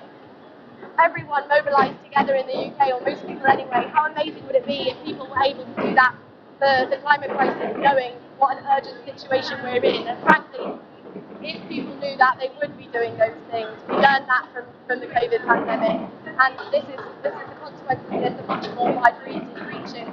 So we need to tell the truth. Number 1, let's get back to the demands. Number 1, tell the truth and act as if the truth is real. So 2 is act on that truth. So meet net zero targets by 2025. It's impossible to do this unless we acknowledge all aspects of the climate crisis and how that's impacting us. You know, yesterday we had Animal Rebellion talking about how animal agriculture is part of that. It's an uncomfortable topic, right? Nobody wants to give up their meat, but it's an important part of the conversation. Now we're in London talking about how, yes, it might feel uncomfortable to talk about how this land that we're standing on here that we benefit from is part of the problem. But we can only act on that truth if we acknowledge those things and then do what we can to really meet those serious targets. Then move beyond politics is demand number 3, to create the citizens' assembly. There's so many resources out there explaining what that is. So please, if you get one thing from this broadcast here today, do something, anything, act now. That's what we want. That's why everyone's here. That's why you've got the Samba band. You've got doctors here, lawyers here, teachers here. You've got mothers here, fathers here, sisters here, brothers here. You've got people all trying to work together. People who would never really normally probably speak to each other, trying to make a difference. And as I think hopefully you've known from the people you've spoken to or we've interviewed through this broadcast, this is something that so many of us feel passionate about and that we can do something about if we acknowledge and also act. So hopefully as you're going through you can see some of those. The police haven't tried to drag anyone down from the structures so far. So if you're looking at those, hopefully you're seeing that. You might also be seeing a bit of a party happening. That might seem a bit unusual. Why are people partying? It's a protest on something very serious. You have a fair point, but it's a way of keeping people motivated. It's pretty scary to be up on one of those platforms. Nobody really wants to do it. Do you want to be standing in the middle of loads of people in front of the police on a platform talking about climate change? No, I'm sure they'd much rather be at home with their friends or somewhere a bit more cosy and comfortable. But ultimately, that's where they're at. So we need to support them as much as possible. The music is to keep them going, to get everyone energised. You've got the Samba band over here doing the same thing. People just contributing all their skills where possible. So if you're watching this now, you may have missed a few of the speakers that have spoken already. These have been experts from across the field, people who are expert economists, people who are very familiar with why blood money is a very valid way of talking about the UK's riches and talking about where we need to make big changes as well. So, let's put some context in this. Why are we doing this now? This rebellion is so important now. Let's walk around, let's see what else we can see. The Samba band stopped now, so we can keep going. I'm seeing Jessie, who we interviewed earlier, dipping off that way. Let's see who we can find. Let's see if we can do another interview. I'm sure you're probably a bit bored of listening to me talk, so let's keep walking. But to put it into some context, while we're walking around, we're in between 2 key dates at the moment. We've got 2 weeks ago, the United Nations IPCC report was announced, and the report confirms what so many of us were aware of, and that is that human activity is changing the climate in unprecedented and sometimes irreversible ways. It has raised yet another alarm following its already previous alarm, never being more clearer than it has been now, saying that extreme weather conditions are going to impact us all, and we can do something, perhaps if we act now, to reverse the worst consequences of the climate crisis, some of which is irreversible. I would love to walk past this police mark, but I don't think they'll let me without arresting me, and I'm not keen for that, so we can keep walking. So the alarm that they've raised, it talks about extreme weather conditions. That involves heat waves, droughts, flooding, all of these expected even more so than they are already as a result of the climate crisis. Just checking. Keep the microphone down. Okay, I'm not sure. Okay, so we're all good. We can still hear me, which is a good thing. So it's literally been called for a code red for humanity by a UN chief. That is madness. Like, if that's happening, we're in an emergency. Doom and gloom, yes, but scientists say a catastrophe can be avoided, as I mentioned. There is hope here. We're not saying the world is ending. We should all throw ourselves onto a path. But they're saying the world is at risk. The planet will keep going without us, but humanity, really, if we want to keep our feet on this earth that we're standing on, we need to do things differently. Unfortunately, that sort of change is beyond 1 or 2 people. As we said earlier, you might be doing all of the recycling in the world, but you're not going to be able to fix the climate crisis alone. There's things that we can do. Then the 2-week-long Impossible Rebellion precedes major climate talks at the UN Climate Change Conference, COP26. So the UN Climate Change Conference, really in the eyes of many academics and many people, is that this is really the last chance of making change happen. So we're in between two key dates. One key date is that is the fact that the UN report came out, the IPCC report, saying that we're in code red. Another key date is the COP26 that's coming out. So if there's ever a time to put pressure on the people in power that can make a difference, now is that time. It's really important. So if you're in London, please feel free to come and join us. Where we are now is Mansion House Station. As you can see, we've got lots of friends in yellow that we're happy to say hello. You don't have to be arrested to be part of this movement at all. And it would be lovely to see you here. If you're not able to be here, if you're somewhere else, have a look to see whether or not you're on the HS2 line. I'm sure they'd love extra bodies there to try and prevent the environmental destruction that's happening along that line. HS2 is just abominable. And other things that you can do, there's the remote rebellion taking place. My partner did this, it was brilliant. You can get onto HSBC, which is Europe's most polluting, most fossil fuel invested bank, and you can talk to them and block their phone lines, and you can do all sorts of things. All of that and more, you can find out what you can do as a remote rebel online. As I mentioned before, we're not the only climate justice movement today. We're talking about climate justice and racial justice and how those things need to be spoken about more, and a solution needs to come up that has both of those things in mind. One cannot be solved without the other. I'm going to try and ask somebody else now, because if you're not bored already with me, then you will be bored if I just keep talking. So let's see if we can have anyone chat to us. Is anyone comfortable speaking on camera? Anyone comfortable speaking on camera here? No? No? Okay. XR live streaming. Oh. Yeah, fantastic. We've got a winner. We've got somebody who's happy to talk to us. So we're going to talk to someone from the Standard Band here, which is so exciting because we never get to speak to you guys because you're so loud all the time in other ways, so it's hard to speak to you without hearing the drums first. So if you could introduce yourself, that would be wonderful. Yeah, my name's Rosalie and I'm from XR Birmingham. Oh, amazing. XR Birmingham. I've not spoken to anyone from Birmingham in the Rebellion so far. Fantastic. So you've got a massive drum with you. You've been part of the getting people motivated team, which is really what the Samba Band does. Yeah. Could you tell me a bit about your motivation to be here?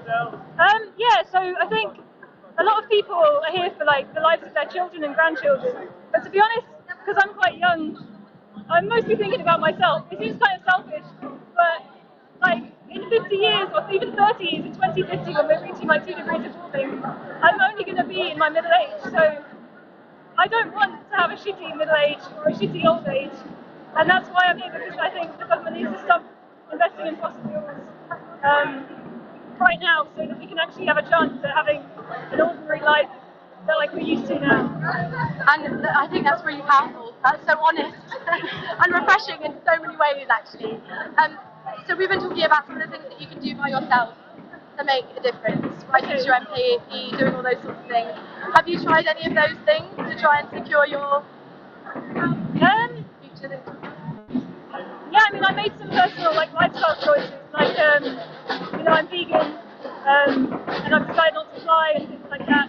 But I think it's kind of meaningless if the government is still doing what it's doing. Yeah, and I mean, we're in the Blood Money Rebellion march today, which really emphasises that more. It's literally trillions of pounds going into. Oh no, see, this is the Samba Band. We love you, but it's hard to interview you because we hear this in the background. But we've heard about how trillions of pounds are going into the fossil fuel industry at the behest of our people in power, and how that the ramifications for that across the world. So I appreciate you're doing your own thing to try and make a difference in your own life, but I can also see why it feels quite limited as to what you can do. If there's anyone watching this who's sort of thinking, oh, XR is kind of cool, but it's not for me. It might be for you. You know, I was really good in school. Like, I was never in trouble. I was an A student. I never thought I would be doing things like this, you know, in front of the police. But there's a place for everyone in XR because we really need everyone to join and to make their voices heard. So collectively, we can pressure the government and the bank to do what they need to do, make change. Yeah, absolutely, couldn't agree more. Now, you've been here all day. I'm not. I'm sort of catching up. Have you been able to speak to many people about what's been happening? Do you feel like the message is coming across? Today I haven't seen as much outreach happening, although there was a lot of interest earlier in the day when we were doing the blood money action with the blood floor and everything. But previous days this week I've been really encouraged actually by people's responses. Like there's not been nearly as much hate as I was expecting. That's refreshing to hear as well. Really, generally, you're a refreshing interview. I have to say, really, really nice. Maybe I'm just naive. Oh God, no, hopefully not. Hopefully not. Is there anything that you don't think is talked about enough when it comes to these sorts of spaces? Today, the event is largely to put the spotlight on a part of the climate justice conversation that isn't really spoken about as much as a platform as it should be, isn't given the spotlight that it should be, and that is racial justice within that movement, and within change and the need for leaders in that space. What's your take on that? Do you agree with that perspective that it's not talked about enough? And what do you think you'd like to see? Yeah, I think this is really a really good example of an action where we have like collaborated with other movements as well, like BLM and everything, because it isn't talked about enough, and in the past it hasn't been. I feel like there is an effort being made to do that more. It's a really tricky subject, and we need to not stop talking about it because, yeah, we need everyone, and we need to acknowledge the differences, the racial injustice that is kind of intertwined with climate justice. Well, it kind of is, absolutely, isn't it? You can, like, I really feel like listening to the speakers today, if you come away from this thinking that climate justice and racial justice is two separate entities, then you're not listening, really, are you? You're not listening at all. So I think today's been really great. Hopefully we'll see more of it as well. Thank you so much for talking to me. Is there anything else you wanted to say? No, XR is the best. Perfect, thank you so much, thank you. I'm so happy we finally got to speak to someone who is part of the Samba band. That doesn't happen. You got it here, that's amazing. Now, the police are getting further and further out of this circle, so we're getting pushed back more and more. But you should still be able to see what's going on behind me. These are people who are willing to get arrested to make change happen. Oh, I think my microphone is having issues, maybe, but I'm going to keep going until I'm told otherwise. It's blinking at me. Everything's fine. Okay, fantastic, fantastic. So, let's have a chat. Let's talk. What can we talk about? Let's talk about the action plan. Why are we here? What is the point? Let's move away from the Samba band. We love them, but they're very noisy. So let's walk this way. Maybe we can have a look at them. They're doing amazing stuff. This is the motivation, as you can see, keeping those people up on those towers behind us that look rather uncomfortable. I'm not sure, watching that, would you want to sit there? I'm not sure I would. That doesn't look very comfortable to me. But they're doing it for a bigger reason, and that is to get eyes on this issue, which is, I'm so sorry. I'm so pleased you're here though, because you're a great person to chat to. Am I? Yeah, you are. I've seen you in so many of the actions. Do you mind chatting to me? I will do. I don't know. Okay. My name's Alice. I'm right now on live stream. We just chatted to a lovely lady as part of the Samba band. If we could reverse a bit to get away from them because they're a bit noisy. Well, yeah, that's good, that's good. And maybe if you wanted to stand over there, that would be good, because then you've got that in the background. Is that a good shot? You're happy with that? Yeah? Okay, amazing. So, hello, thank you for talking to me. Could you introduce yourself? Hello, I'm Dolly. Dolly, okay, amazing. Dolly, I've seen your face at so many of the actions. You're usually dressed up as something. For some people watching these protests, there's a real disconnect between the normal everyday person and somebody dressed up in a costume talking about climate change. And I think sometimes that can be quite alienating for people. Could you explain to me what your moment was that made you realise that you can dress up and do this in spite of being willing to look a fool or look a bit silly? I do not know. The time I first decided that Extinction Rebellion was where I needed to be. I studied science 20 years ago and realised what was happening. So you're a scientist, essentially, at heart? Kind of, yeah. I worked in science for years. I taught children science for years. I'm a teacher. And I've been on marches and I've done petitions and nothing changes. And then one day I saw some Extinction Rebellion activists and they were like half naked and glued to the inside of Parliament with the dates of the rebellion on their bodies. And I just realised they were doing something slightly different. So I went down to Waterloo Bridge in April 2019 on my own to see what it was about. And I got to Waterloo Bridge and the atmosphere was just beautiful. There were trees instead of cars. And I read the principles and values and just kind of imagined the society, how it could be if it wasn't for kind of capitalism and the system that we live in. So yeah, it started from there really. I'm just going to interject for a moment. If you've just not tuned in, we're standing in front of a blockade outside Mansion House Station, and it looks like two police officers in black have just marched through. So I suspect we're about to see some movement. So if we do, then we're going to cut from Dolly and go and see that a bit closer. But for now, we can keep going because it doesn't look like they're doing anything right now. So let's keep going. That's really powerful, I think. Is there any light you can shed on the gravity of the situation for people at home who really need a scientist to tell them that? Are we in a deep shift as people say we are, or is there any getting out of this scot-free if we do nothing? There's no getting out of it scot-free if we do nothing. The last IPCC report was published a few weeks ago, and it said that humanity has caused unequivocal damage to the climate. We're looking at reaching, there's no way that we're not going to reach that 1.5 degree temperature rise, which means so many low-lying islands are just going to disappear really quickly. And we're looking countries in the Pacific completely disappear. Yeah. Which will mean massive refugee crisis, food shortages, war. Yeah, it's terrifying. And yeah, now there's like a 44% chance that we'll reach that temperature in the next 4 years by 2025. That's scary. It's really scary. And we're seeing it now all across Europe, flooding, fires. Liberia's on fire. Sorry. If you're wondering why we paused there for a minute, there's been a scuffle just to the right. We're not really sure exactly what's happened. Looks like it's calming down a little bit, but we'll have a look and check to make sure everything's okay if needed. But I think, do you want to show what's happening? No, it's okay. Oh, here we go. No.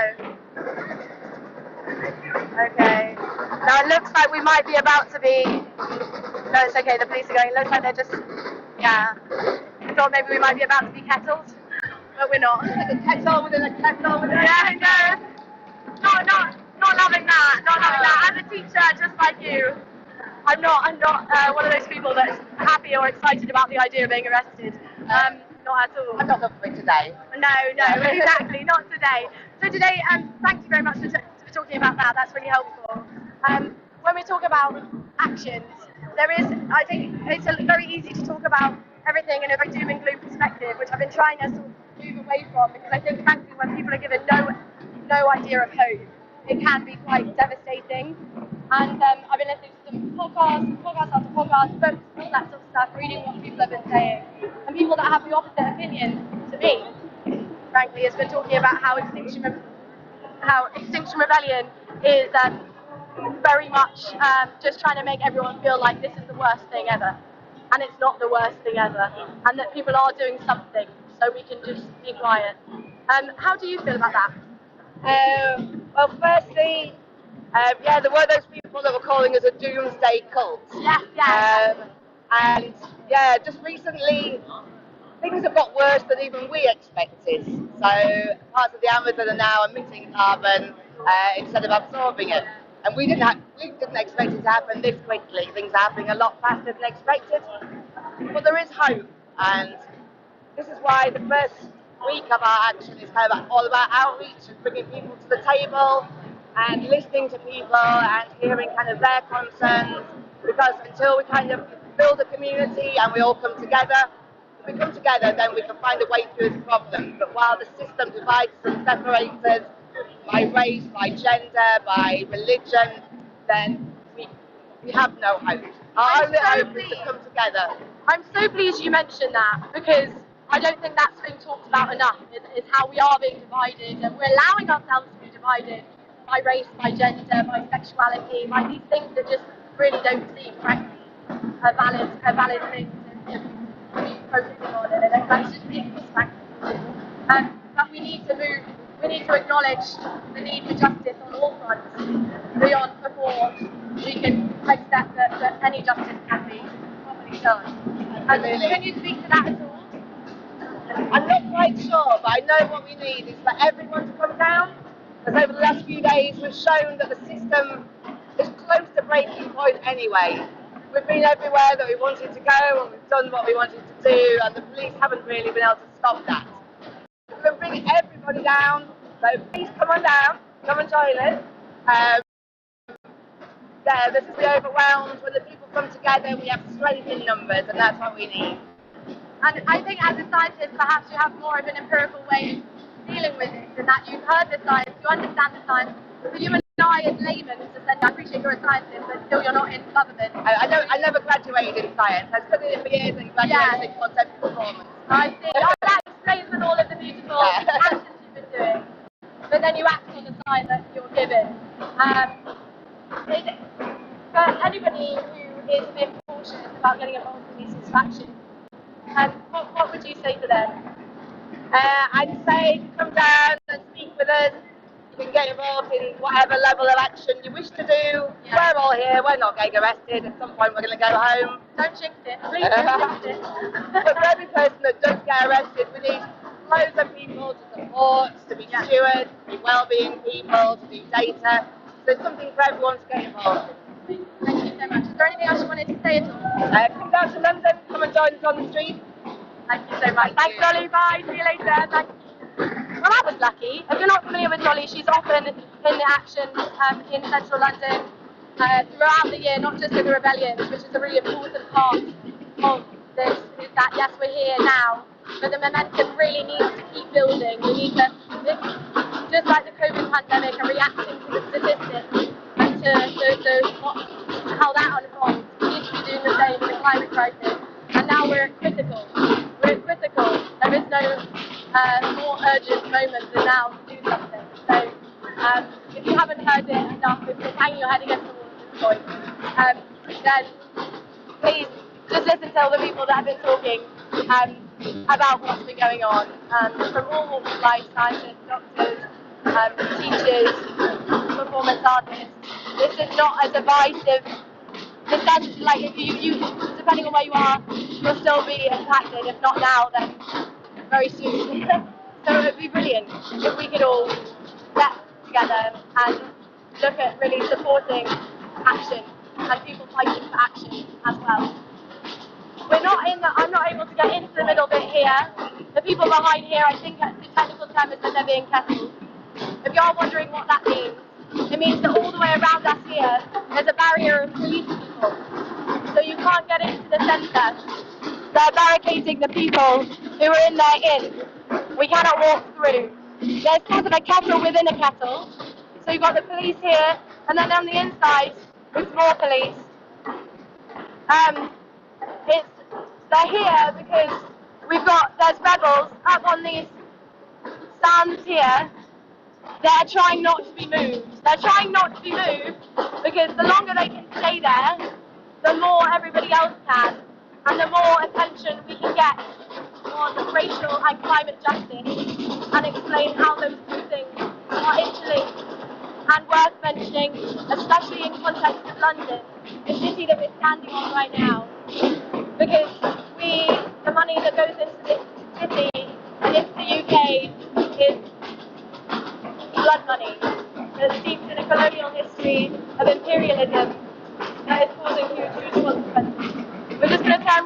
some of the motivation. We've been looking at the same place for a while. We've got the Samba band behind us as well.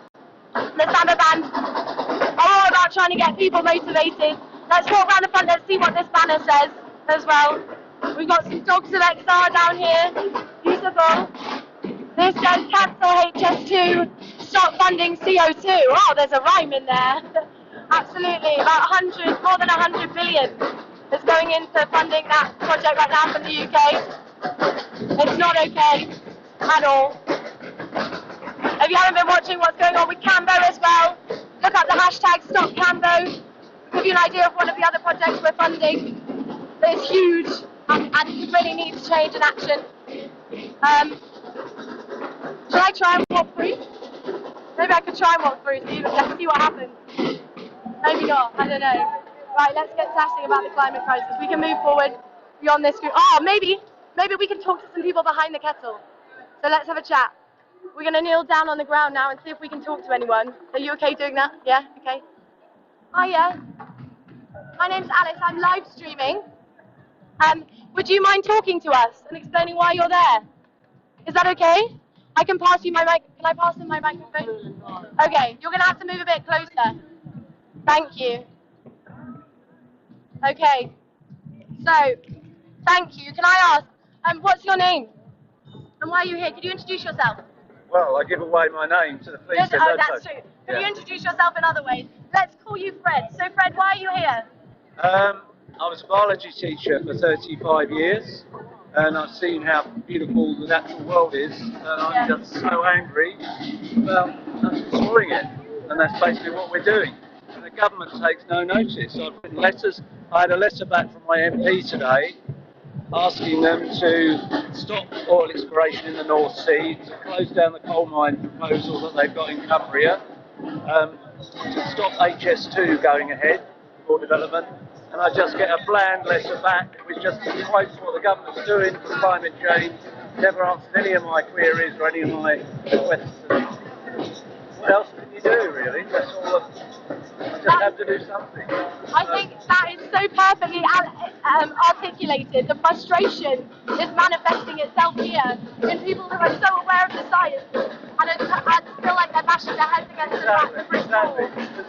The government just in with the financial areas and big business, and they won't change their minds. They won't go back.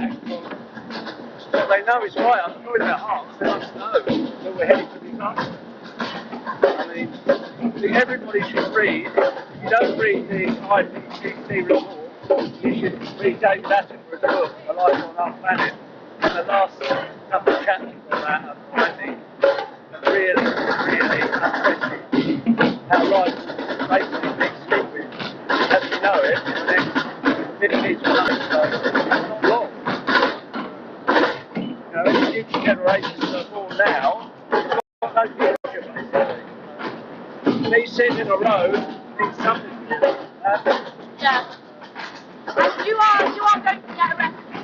Yeah. Stay behind there. You're aware of that. What is the most shocking that you found out during your understanding of this planetary emergency, the climate and ecological emergency that we are in? What's the most shocking thing that put you sitting there? Well, I quote from, again, David Attenborough, the year I was born, basically, 65% of the world was still wilderness. In 2020, it was something like 30%, 35%. All that's gone. Population has increased from 2.5 billion to about 7.8 billion. Carbon dioxide levels from 450 parts per million. We're just heading for a disaster. Nobody's listening. Now, some people might say that really the consequences for people in the UK of the climate crisis, well, not even in the UK, we've got communities in Doncaster that have been completely destroyed. There's people in loads of all the coastlines around the UK and in Wales, especially, that are feeling this. But for you, if you're a Londoner, or if you're based around those areas, you're not going to be feeling this in your lifetime, probably. So why are you here? I come from a place called Romney Mark in Kent. Yeah. which, if predictions are right, will be under the sea again within 50 to 100 years. So, I'm here basically because I'm really angry about the beauty and wonder of the natural world. So it doesn't matter if you're not going to experience the worst of it, you don't want it to happen. I don't want it to happen. It's not fair to future generations. It's not fair to take millions of other species to extinction with us. It's just wrong. It's ethically wrong. And how do you feel about the fact that we're talking about climate justice and racial justice being part of that conversation too much, when really it has to be a big part of that conversation if we're to move forward with solutions? How do you feel knowing that your privilege has allowed you to be here when somebody perhaps is experiencing or more likely to experience the consequences much harsher, is not able to stand where you are without having much words? I understand exactly what you're saying. It's wrong. I am privileged and I've got a chance to speak to you about this. Killings in the world haven't.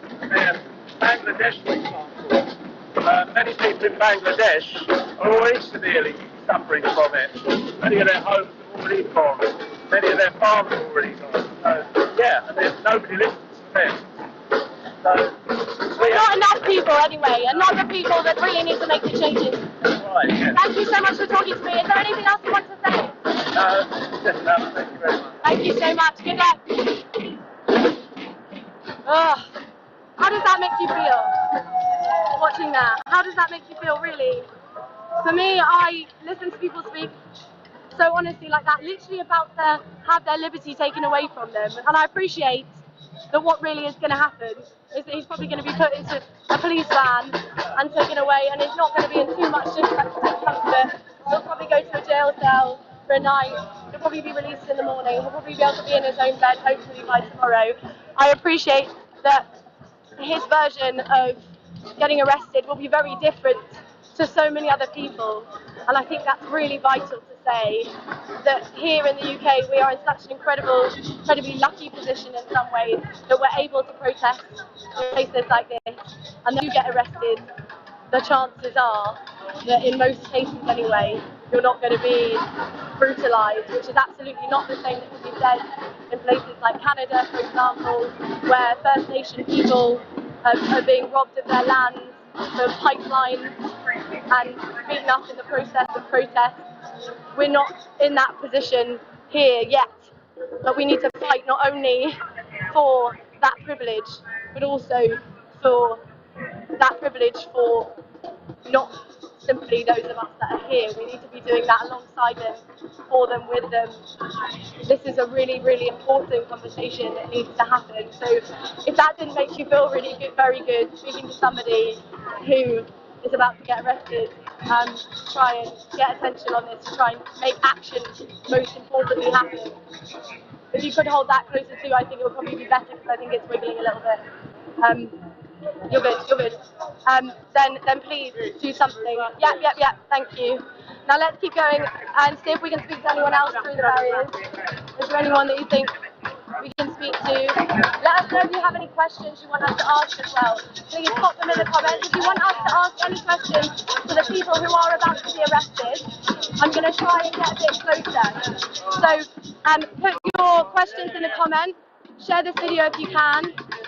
If you have anything academic to say or anything otherwise, if you want to talk about your experience with the climate crisis and whatever privilege or not that you stand from, please use the comment spaces to do that.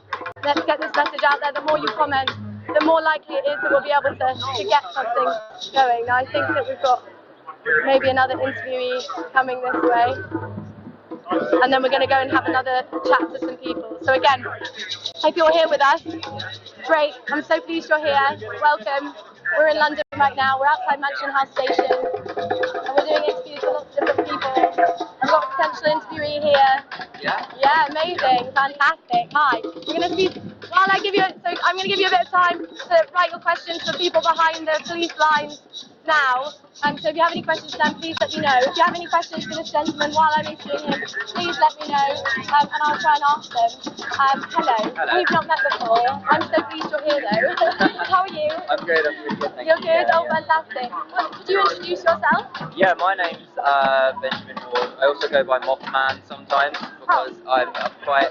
There's a fine line between enthusiasm, passion, and obsession for moths. Oh my goodness, you're a wildlife guy! Yeah, so I love a wildlife guy! I'm a wildlife conservationist. I worked in wildlife conservation for about 6 years. Oh my goodness, and I'm also so pleased you're here. in wildlife film, and the reason that I'm here basically is that for a number of years I did the surveys and I realised that, you know, there's not going to be a miracle paper. You know, there's no panacea for this. And the biodiversity loss that we're facing is really plummeting fast, much more faster than a lot of people realise. And it really worries me. And as someone that's been, I like to say, you know, use the word privileged to have grown up in wild spaces in the UK, and my parents have nurtured that. I've seen that decline. I've witnessed that decline in my lifetime. And quite frankly, I think direct action is key for protecting biodiversity. You know, we think about climate change and we think about, okay, there's the extreme weathers and all sorts of the displacement, but you know, biodiversity collapse is right around the corner, and that's going to see, you know, inflation in food pricing. You know, we rely on it for our fresh water, for our air, for our food production. So yeah, it's going to see a real dysfunction in the way things work if we don't take direct action and try and fix what's going wrong. And you know, I'm also here as part of the Stop HS2 campaign. What that represents, how they're trying to like review and rewrite wildlife protection licenses in the UK to allow the government and businesses to develop on more land, which is like pristine habitat. So for those that are wondering about HS2, you might think, oh, why should I care about HS2 if I'm not living near it? It's not just about what it's destroying and the path it's creating, the path of destruction.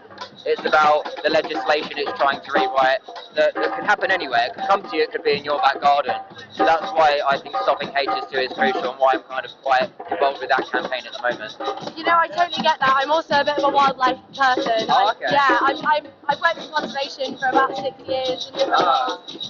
Not quite as in-depth as the scientific, more as a communicator than anything else. Okay. And I think something that is not talked about enough in these places is that in the last 40 years, so let's move away from that noise, because I think it's not helpful. So if we move over this way, again, and we'll just get right on the very edge of this. So, something that I think is missed out of the conversation, we'll have these guys in the background, maybe we can have the cameraman, you direct us according to what you want to see, that's okay, is the fact that we've lost 68% of the world's wildlife in the last 40 years. Yeah. So when we put that into perspective, where do you think the next 40 years is going to look? If you're watching this, that's quite significant.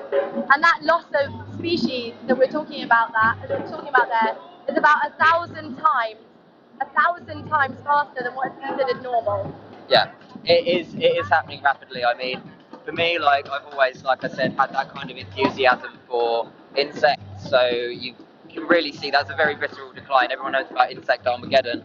Places going completely silent. I mean, even in the UK this year, what really hit me hard. I'm not sure everyone does know about that actually. Really? Yeah. Well, I mean, you're speaking to people that could be from all different walks.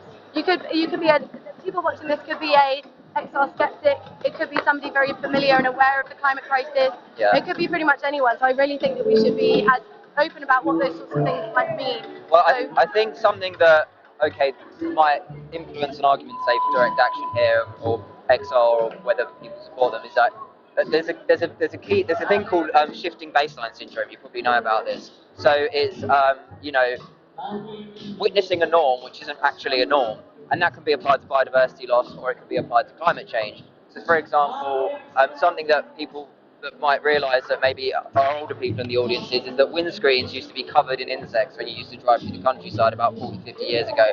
I'm not that age, but it's something that I hear from every conservationist. And for me, in my lifetime, I've seen a huge decline in butterflies in some of the same spaces and natural spaces. So it's shifting baseline. So you might go up to a piece of lavender and think, oh, look at all the lovely bumblebees on that, and you might see, I don't know, 20 bumblebees on there, when in reality, in a stable ecosystem, that should be like 100 bumblebees.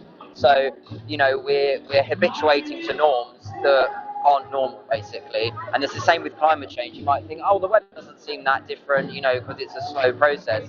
But in terms of the temperatures that we were seeing globally, say 40 years ago, it's drastically different now. So we need to be very present and aware about our shifting baseline syndrome, I think. No, I'm not surprised that you're talking about HS2 specifically, because obviously it's the dingy skipper butterfly that is one of the species that is at risk of extinction. I think there's 5 of them in total, yes. Which I think extinction of any kind doesn't seem okay. Yeah. When we talk about human extinction, we're talking about the next 50 to 100 years, really, from my understanding. But when we're talking about these species, once they're extinct, you can't get them back. Yeah. And this is happening. It will happen in the next year, 2 years, if we don't do something about it. It's terrifying to think that that could be the case with, you know, making a species go extinct, knowingly making a species go extinct. You know, I guess, you know, when you look at some biodiversity loss, it's a bit backhanded. There's not a direct cause. But when you actually see, say, a project like HS2 that's going through so many habitats, it's the same with the Bechstein bat in the UK. Like, HS2 will cause that to go extinct, you know, and one of the things, and if I could really say that, clarify this on this broadcast, is it something that the trigger word for me as a wildlife conservationist is tree planting, because I'm not saying. Please say this. This is great. Yeah. I'm not saying that all tree planting is bad, but it's kind of a greenwash term for like an okay alternative for destroying habitat and mitigating it. A lot of tree planting, a lot of cases it's better not to plant trees. You know, there are some other habitats like meadows or lakes or bogs that work better. But tree planting, you know, well, it's an economic asset. You know, a lot of people can buy the trees from people, and then it's really easy to plant a tree. And even the phrase itself, you're not planting a tree, you're planting a sapling, and then that needs to be maintained and grown. Many of them aren't grown properly. It's not as simple as, you know, planting lots of different tree species next to each other as saplings, and they all grow up at the same time, and then you get an ancient woodland. You know, it's a process. So you'll have like the blackthorn come in, and then the silver birch, and that helps establish other trees and other species, create something like an ancient woodland, which is one of our most biodiverse habitats in the UK, terrestrial habitats. Explain the word terrestrial. We need to make sure terrestrial, like on land, and then ocean habitats. And they're very biodiverse because of something called spatial heterogeneity, which is all the surfaces that you can find life on them. So yeah, those habitats are really critical, and of course critical for sequestering carbon. But I think for those that, you know, say, oh, it's already too late, you're talking about the level of decline we're going to see in the next 40 years. For me, there's 2 reasons why I like to fight protecting nature. Number one, I feel it's a right that's being taken from people, the right to enjoy wild spaces and have access to wild spaces, and the joy and peace that it gives me being in those spaces, I think, is a crucial part of like being a human being and being alive on this world today. And unfortunately, some people might be disenfranchised from wildlife. I mean, even being in London today, like, I'm only just about handling being in a city for this length of time. I've been here since Monday, but it is so important to connect with nature, so we can protect that and get people involved with that for as long as we can, and that's just a great human experience. And also, if there's enough there that when things do go bad, and probably will go bad, that we can restore it and repair, then at least there's some chance and some hope. And that's why we need to protect every piece of space, every piece of habitat, every different ecosystem, and the species within it. It's not as simple as just popping it up again.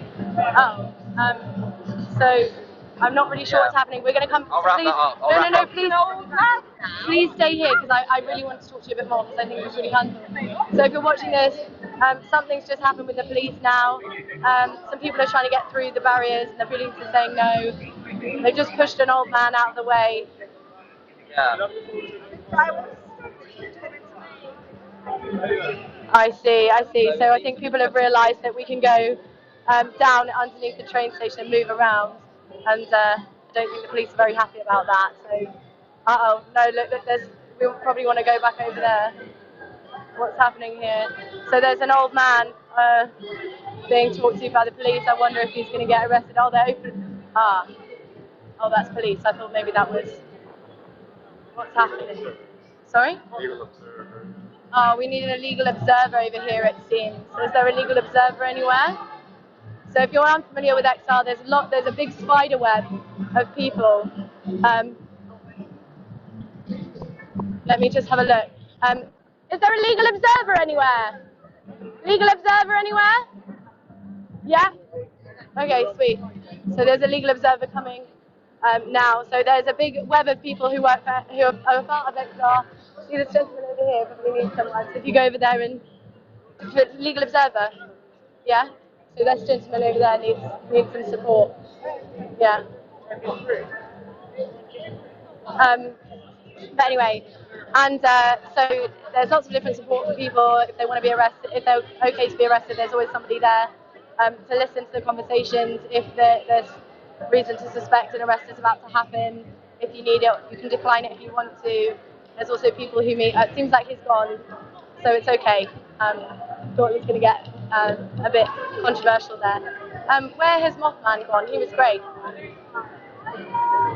He was brilliant. So he's gone. Sorry, we interrupted that interview slightly there because, as you saw, police got a little bit underhanded with a elderly gentleman who seemed a bit confused why that was happening. Now, where did he go? Where did Mothman go? Because he was talking about some really interesting stuff. Oh. Is there anything you wanted to ask him? Let me know. I'll see if I can find him again. Ah, there he is. He's over there. Sorry, left you with your bag. Are you worried about your bag going? Well, no, I just needed to charge my phone. Oh, I see. Yeah, sorry. No, I wanted to play a little game. Okay. I know that might seem weird Yeah, no, to play a game during this, but it's something we haven't tried yet. And as a sciencey guy, maybe you could do this. So we've already established that planting saplings is just not a way of replenishing damage, because if you, as Mothman says, when you destroy ancient woodlands, there's a conga line starting. When you destroy ancient woodlands, there's really no going back from that. You can't just make it grow over that time and allow wildlife to establish itself during that time. But let's find out some other things. So, what's my game? I had it all in my head, and then that guy got arrested, or almost got arrested, and then I got a bit confused. Yeah. So true or not true? Okay. So, is it true that, let's start with an easy one, just so we know the rules of the game. Okay. So I cut down a tree. Yeah. I can grow it again, and it's going to have the same environmental benefits. True or false? Well, that's completely untrue, obviously. Untrue. Okay, great. Compared to, say, if you chop down an oak, which, supports, I don't even know the figure, it's something crazy like 18,000 different species on one oak tree. And that's, a bit rough depending on the fungus and the insects. And you plant an oak sapling, that's obviously not going to be the same thing in terms of its efficiency of, absorbing carbon and what it gives to the ecosystem in terms of biodiversity. Yeah. And even no matter how many, there's some trees, you would, a sapling, and the saplings being the age that they are and the way that they're planted just does not create, a bat cannot roost in a sapling, a bird of prey cannot roost nest in a sapling. It's just clearly not the same thing. When it comes to extinction, obviously there's lots of different things that we can do now. We can now clone things, we can take DNA samples, we can re-emerge things later. Yeah. So is something like extinct, or is it possible to rejuvenate all of that? True or not true? Maybe, but we all watched Jurassic Park and we know how that went. So I don't really know how to answer that. I mean, cloning hasn't really worked before. I don't know much about cloning technology on how that works. But I wouldn't say that's a viable option. You need gene pools and you need stable ecosystems. It's not just about protecting all the celebrity animals. All the pandas are going extinct and the rhinos. It's about stable ecosystems, and that means biodiversity and just making sure ecosystems are stable. I think instead of talking about tree planting in terms of making up climate change, we should be using words like rewilding and stabilising ecosystems. Yeah, absolutely. I agree with you. How about if we get rid of, if HS2 goes ahead and all of the trees are destroyed and all of that wildlife and the 600 sites plus that are being impacted, that's going to have a negative impact on our lives and our quality of life. True or not true? Yes, it will have an impact on our quality of life. I mean, I think one of the main things to talk about with HS2 is that they've already started destroying swaths of woodlands and habitats. Phase 1, they've already started doing that. That doesn't mean that we can't go back and go back on ourselves and cancel HS2. How will it impact our lives? I mean, like I said before, HS2 is pushing through, it's kind of this conduit pushing through legislation that will make our wildlife less protected, means that people can just come in. But like I said, it could be in your back garden. I mean, looking at it maybe from in terms of the funding that's been given to it, I mean, there's already been something like 5 billion spent maybe on like displacing land and chopping down woodlands. You know, when you look at the Wildlife and Countryside Link, they ask for like a fraction of what HS2 is being funded, which is currently 106 billion, probably 160 billion, maybe 200 billion. If we're going to want to green the UK, we should be funding that. And a lot of people say, oh yeah, we need infrastructure, we want to take cars off the road. I agree, but we're not saying, you know, in the HS2 Rebellion, we're not saying we hate trains. I love trains, I love public transport, but we need to upgrade our current infrastructure system.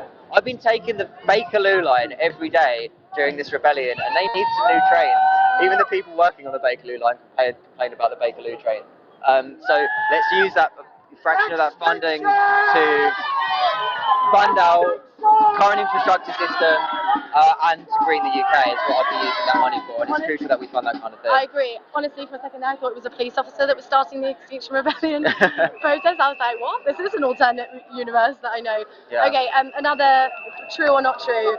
So the Amazon completely being destroyed, Yeah. or the destruction of the Amazon is causing, what should I do my true or not true for this? The Amazon being destroyed is something that we should care about, or just people in the Amazon, true or not true? True, we should care about that. Everyone globally should care about that. I think there's multiple different reasons why we should worry about the Amazon specifically. There's not many completely natural terrestrial spaces left, terrestrial habitats left, like untouched in the Amazon. That space is one of them. People, know it's the lungs of the earth. It's one of the most biodiverse regions in the UK. It could be anything from like discovering medicines. I think another thing that's really important is that we've lost connection to the land. Earlier I was saying about it's upsetting that many people might be disenfranchised from wildlife or even growing their own food or knowing where it comes from. Like, we're screwing things up so badly. I mean, even when you look at how nature depleted we are here, we're going to need to learn from indigenous cultures how to reconnect with the land and degrow and connect with nature. Degrowth is critical, and even with HS2, they're saying things like freight capacity. We need degrowth, so that's not really an argument that stands on its two legs. The two Ds, degrowth and divestment. Divestment and degrowth, yeah. Today is particularly important given we're talking about money, and all of this sort of stuff being funded largely from wealthy countries. Yeah. How does that make you feel, actually, knowing that that's coming in huge part from decision makers not too far from where you're standing now? Well, I think it really hits home. I've grown up and lived in the UK my whole life. Yeah. And I've been lucky to have seen, lived in other countries as well, or travelled to other countries. And I think it's interesting, it's like, why did this bit of rock become so greedy and capitalist and all these the Western industrial complex, which is screwing up the rest of the planet? Like, a lot of people say overpopulation. It's not overpopulation, obviously, it's overconsumption. I think that it's important to practice our right to protest. I think that's, people are here today to protest primarily for climate justice, but it's also showing what democracy looks like. I feel that they're trying to put protest policing, but at the moment we're just limit people's rights to protest, and it's keep protecting biodiversity. Like I said, there's not going to be a miracle paper. There's only so much surveying you can do. There's still great scientific work being done by conservationists and ecologists that I reckon, which is still totally needed. But our right to protest these things, because even if maybe you don't care, just going off the topic of wildlife conservation and climate change, even if you don't care about that kind of thing, you might want to protest about something that's more close to your heart one day. So as long as we practice that and facilitate that within London, where people can see, and a space like this, people can come and learn about these things. They can learn about conservation, climate change, This is much more visceral than anything else in my experience in terms of integration and people understanding what's going on. Yeah. Now, we talked about terrestrial a lot, land, as you mentioned. Can we now dip our toe in the ocean? Sure. Of ocean rebellion and those sorts of things that are in place, because just the same devastation that's happening on land is definitely happening under the water as well. Yeah. True or true that we should care about what's happening under the water if we live on land? We should care about what's happening under water. True. Yeah. No, it's the ocean is. Well, I mean, the ocean is an incredibly biodiverse place. in terms of my knowledge on ocean biodiversity, it's not as good as like my knowledge on insects. But it's critical for, again, the algae in the ocean actually is key for like trying to reduce carbon or sequester carbon, and many other things as well in terms of the richness and the food it provides for people. And again, we're seeing just like pure greed when it comes to overfishing, and you know, even things that we don't necessarily need to eat in terms of like you know, when you look at, I've been going about this for ages, I mean, like the way that the bottom of the ocean can be ripped apart from fishing. Coral bleaching is obviously devastating. That's one of the main indicators where you can see direct effects of climate change. You might think, oh, why is, you know, a point of a degree so bad? Like, a lot of species that, you know, don't have physiological mechanisms that allow them to adapt to climate change. So that's why we're seeing like such a sharp decline in insects, and why we're seeing coral bleaching. All it takes is a few degrees to stop those internal mechanisms from, you know, being able allowing the animals to adapt and change. Once the coral reefs go, that affects fish stocks. That will affect, you know, how people feed themselves around the world. So yeah, but I think this is the one thing that I always like to come back to, is that we need to be discussing in these spaces. We shouldn't always be talking about wildlife and biodiversity as a utility. We are nature, it is part of us, we are part of it, and it's just beautiful. And I think it's an amazing thing, and it's an amazing experience, like I said, to be able to be amongst that on this planet. And that is at risk, as it's all at risk from extinction. Yeah. No, I'm not going to.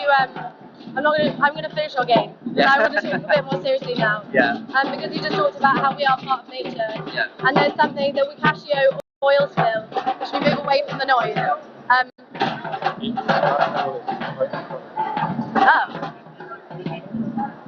Meddling.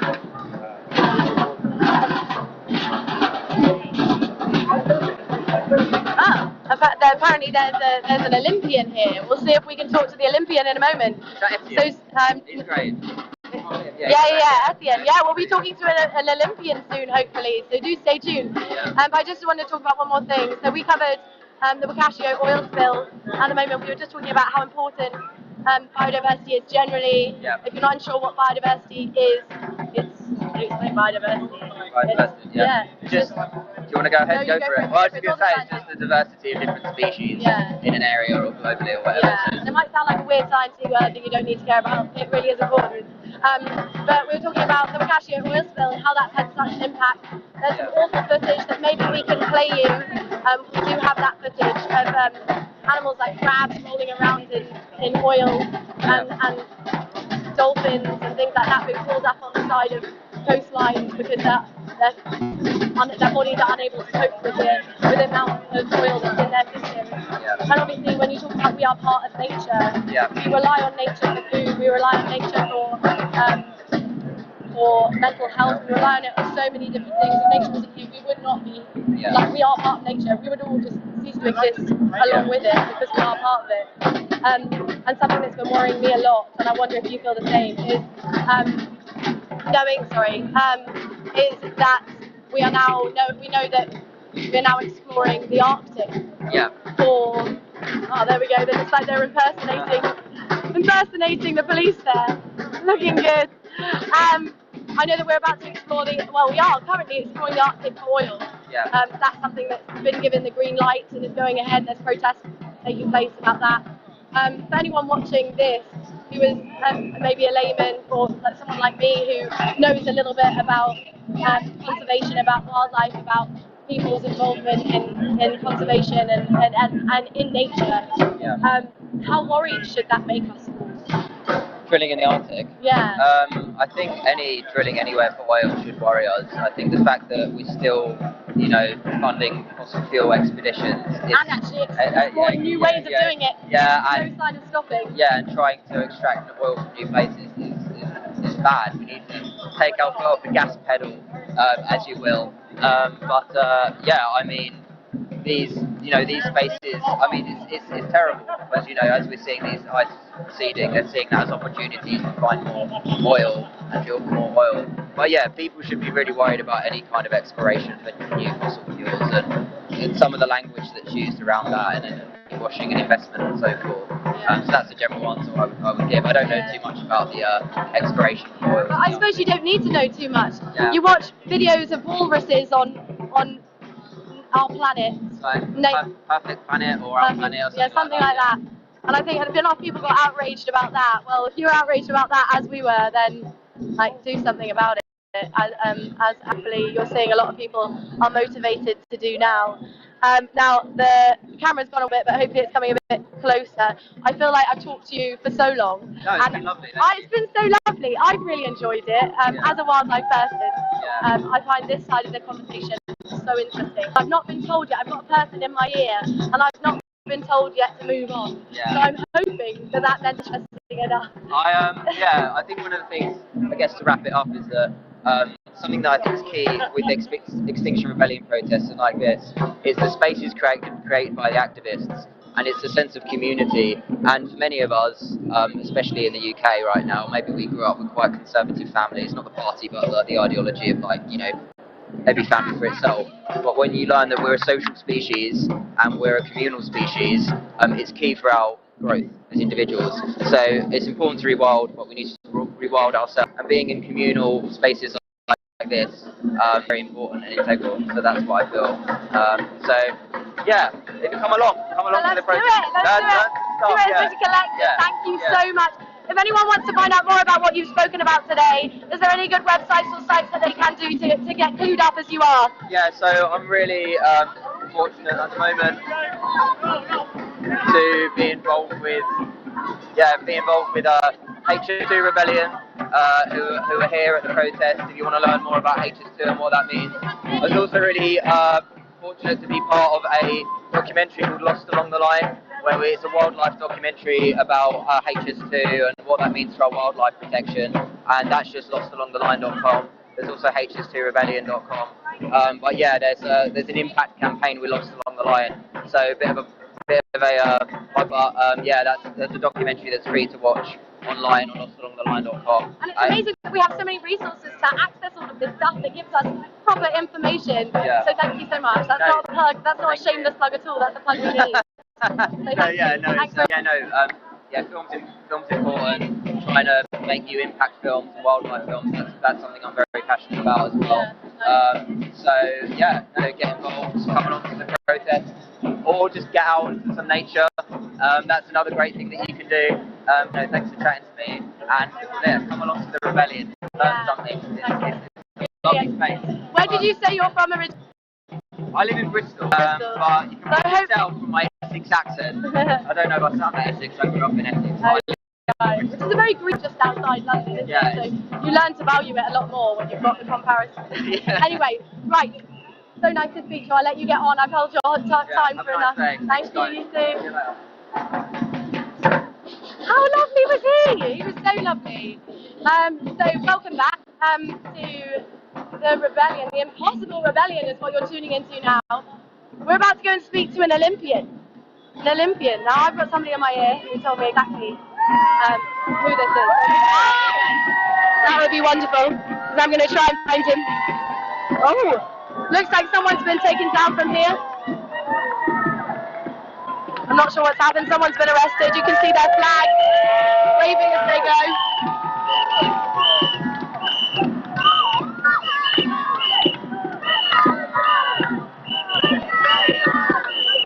Now, as he's being taken away, please remember that the richest countries have spent 40 billion more on fossil fuels than clean energy since the pandemic.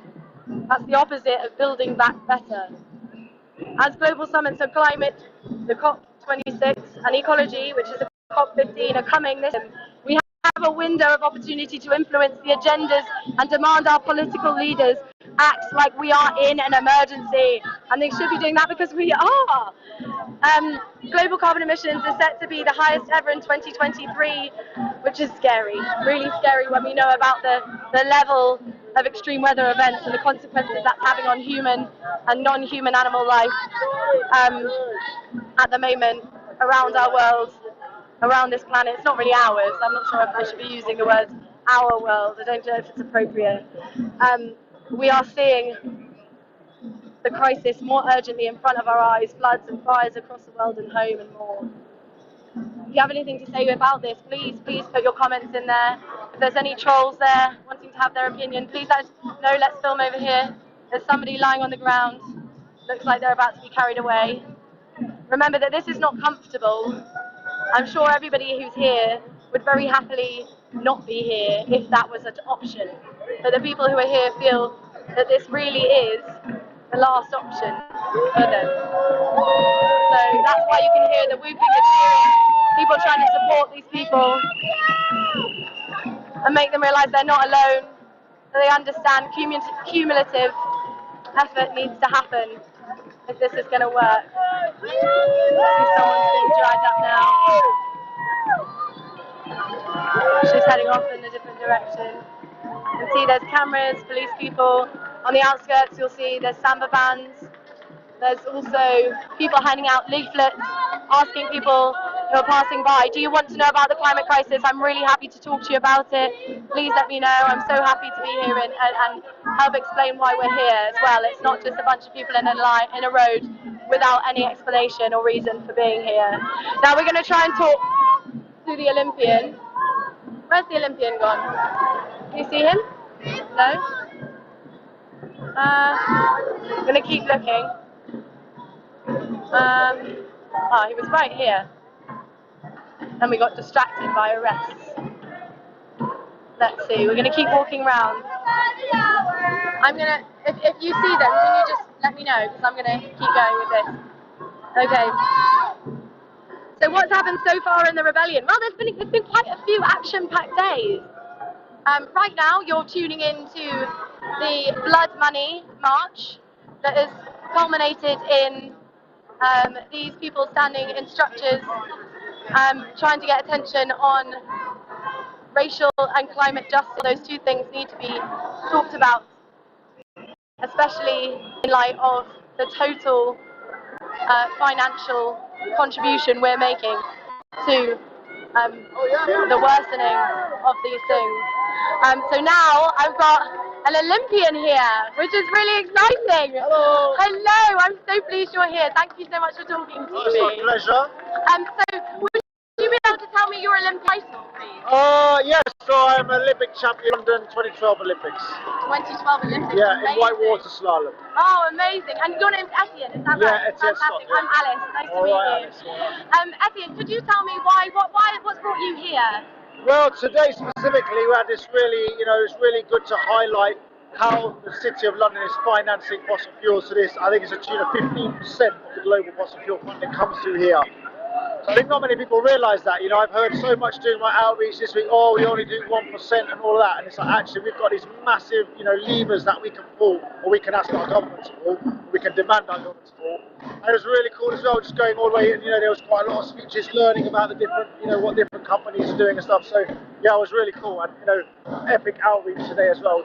Speak to loads of people, handing stickers out, and then having chats with people, which was really cool. Yeah. And to touch on what you're talking about a bit more specifically there, I know I've only just really joined, so I'm catching up with what's happening. I know earlier there was a bit of a bloodbath outside JP Morgan over there. Yeah. We're now outside Mansion House Station, so come and join if you're watching. We also, there was a few different banks. We started at the World Bank. And when we talk about how involved these places and people are, and they are really people at the end of it, it's not just a building doing it for them. Yeah. Six of the world's biggest investment companies have been linked to £18 billion worth of devastation, specifically linked to destruction in the Amazon. Yeah. We've been hearing a lot today about more than 100 billion financed towards HS2. Yeah. This really is something we need to look at as being something close to home, not just something that is a far distant thing that we have no blame for. Yeah. When I say we, it's not really you and I necessarily. I'm not drilling holes in the ground, but I'm definitely using some of the resources that perhaps, Well, that's the thing, that's the way they try to silence us by saying, oh, you're wearing clothes made of oil or whatever it is. But actually, we're all complicit to a certain amount, and even, us in the global north here, we do have a bigger contribution. We've got to accept that. But that should not stop us from saying, actually, I care about my future, I care about our future, all beings on this planet, and we've got to do this. We can't be silenced just because we have some sort of footprint. And I think it's really, really interesting and powerful once people start to realise that, and also once they realise, you know, the impact all around the world. It's really important, and I think that's what we're trying to do here. We're trying to just explain, you know, the reality here is quite hidden from a lot of people, I think. Now, people seeing you as an Olympian here, you obviously have a lot of influence, and people are going to see you here and be like, oh, I'm sure they do, they just see me, they're all fucking around. yeah, you gotta, no, but obviously you have a lot of influence, more so than probably the average person. A lot of those people are lying on the ground there, and won't be able to have as big of a voice, despite being arrested and things like that, as you do. And with that voice, I wonder if you can tell us what is the most shocking thing that you've heard that got you standing here today? Yeah, I mean, look, I think the first one I just got to explain, I believe everyone has an influence, you know, and like, we all have people who respect us, you know, some people perhaps fewer than they need, you know, but I certainly, as a, you know, I'm a minor public figure, I don't mind admitting this, you know, but people do remember the games, they do remember me sometimes, and, you know, that's amazing, and that gives me a position. I think it's a privilege to be where I am, and a privilege gives me some power, and, you know, with power comes responsibility. And therefore I feel like it's my responsibility to speak out on something that is, you know, logically sensible. You know, it's like, I feel it's, you know, sensible, normal people should be seeing actually like, it's just not going to be like what they think it's going to be. Their future isn't going to work out like that unless we get out and we take, you know, we make this stand. We have to. Otherwise things are going to go wrong. And I think, like, frankly, it's just not sensible for me to be anywhere else apart from here right now. It makes sense to me, and I try to explain why to other people. And yeah, because I'm an Olympic champion, because I've got a medal, perhaps people will be like, oh, you know, that guy's, you know, maybe we can trust him, and I hope they do, because, you know, I think I'm a good person, a responsible person, and this is the right thing to be doing. To what extent are you comfortable with knowing that you, me, and people standing here are benefiting off of the people, off of the climate crisis? Well, go on, explain that question to me again, sorry. To what extent are you comfortable with knowing that you and I, or that you as a British person, are part of a country that is hugely responsible for the climate crisis and racial injustice, as well as climate injustice? Well, I think that's the thing, it's really important that we kind of learn about this, you know, and for me it's been quite a journey, you know. I just started off being interested in like saving the forests and the planet, you know, the carbon dioxide. When you start to dig deeper and the systemic issues behind it, then you start to learn about, you know, colonialism and extractivism. Then you see how this impacts on, you know, society, you know, on the global south. It is racialized, you know, and it is to do with oppression and systems of like dividing and conquering people, taking what is not ours. And this is like, it's eye-opening, you know, and I think it's quite challenging, but once you start and you just ask a little more questions, you start to think, actually, you know, you've got to kind of go there. And to me, it's been shocking, but then also, you know, once you start to see it, you see it everywhere, you realise, yeah, perhaps that's the way this, you know, perhaps this needs to change, it's wrong, you know, but perhaps I should get involved. And then you start to understand, like, what could I do? And then you go to non-violent direct training, and the spell is broken on the police officers here. We know our rights, you know, we know the consequences of our actions. Most people are just like worried and would leave straight away. But we understand, we're educated and have been, you know, been kind of brought and empowered really to be able to stand here. And I think that's what's changed. You know, for me, when I did my non-violent direct action training, I was like, actually, I think I can do this now, and I reckon, you know, this is right for me now. So, yeah, I recommend that to everybody, because once that's happened, you've got to start to piece things together, and then you can actually, you know, act upon it.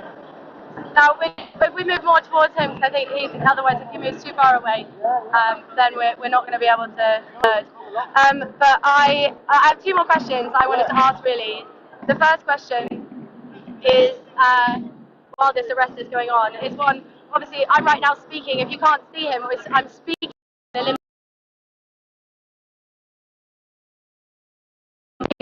a dream to compete, and you were able The audio is breaking up, so I'm just trying to get a little bit closer to.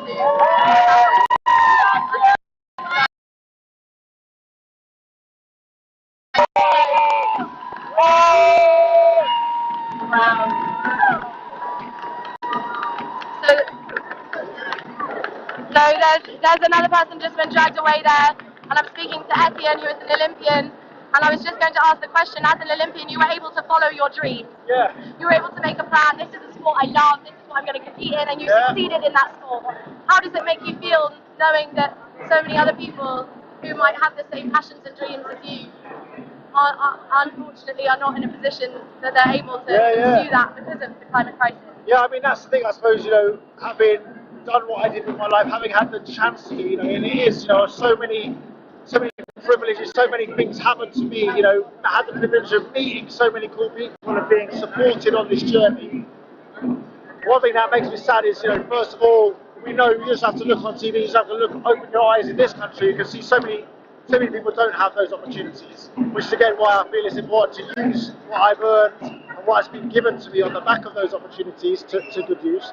Where you start to look around the world and you just see, look, there's no way someone from some parts of this place will ever get to even have the headspace to think about going to Olympics or track practicing and all of those things like that. If you're worried about where you're going to get your next meal, or worried about a tornado incoming or a landslide, then it's hard to have that headspace.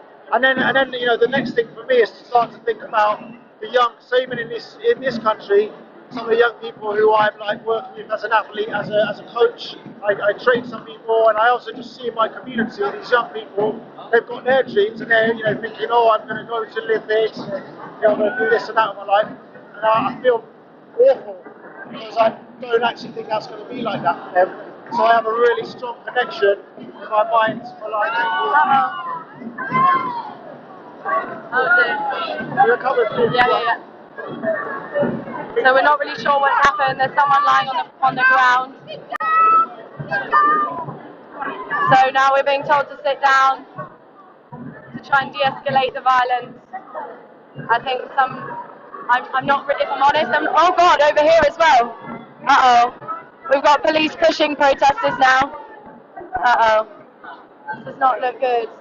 It's hard to know where to put the camera at this point. I'm going to use mine at the same time. Hopefully you can still hear me.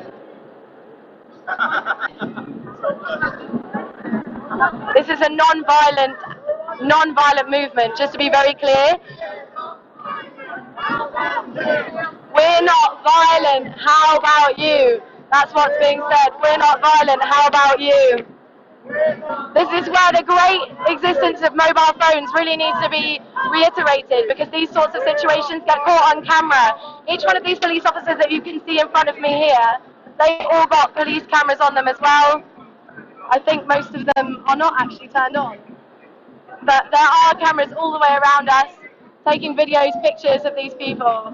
This is really importantly a non-violent action. This is a non-violent community. This is not...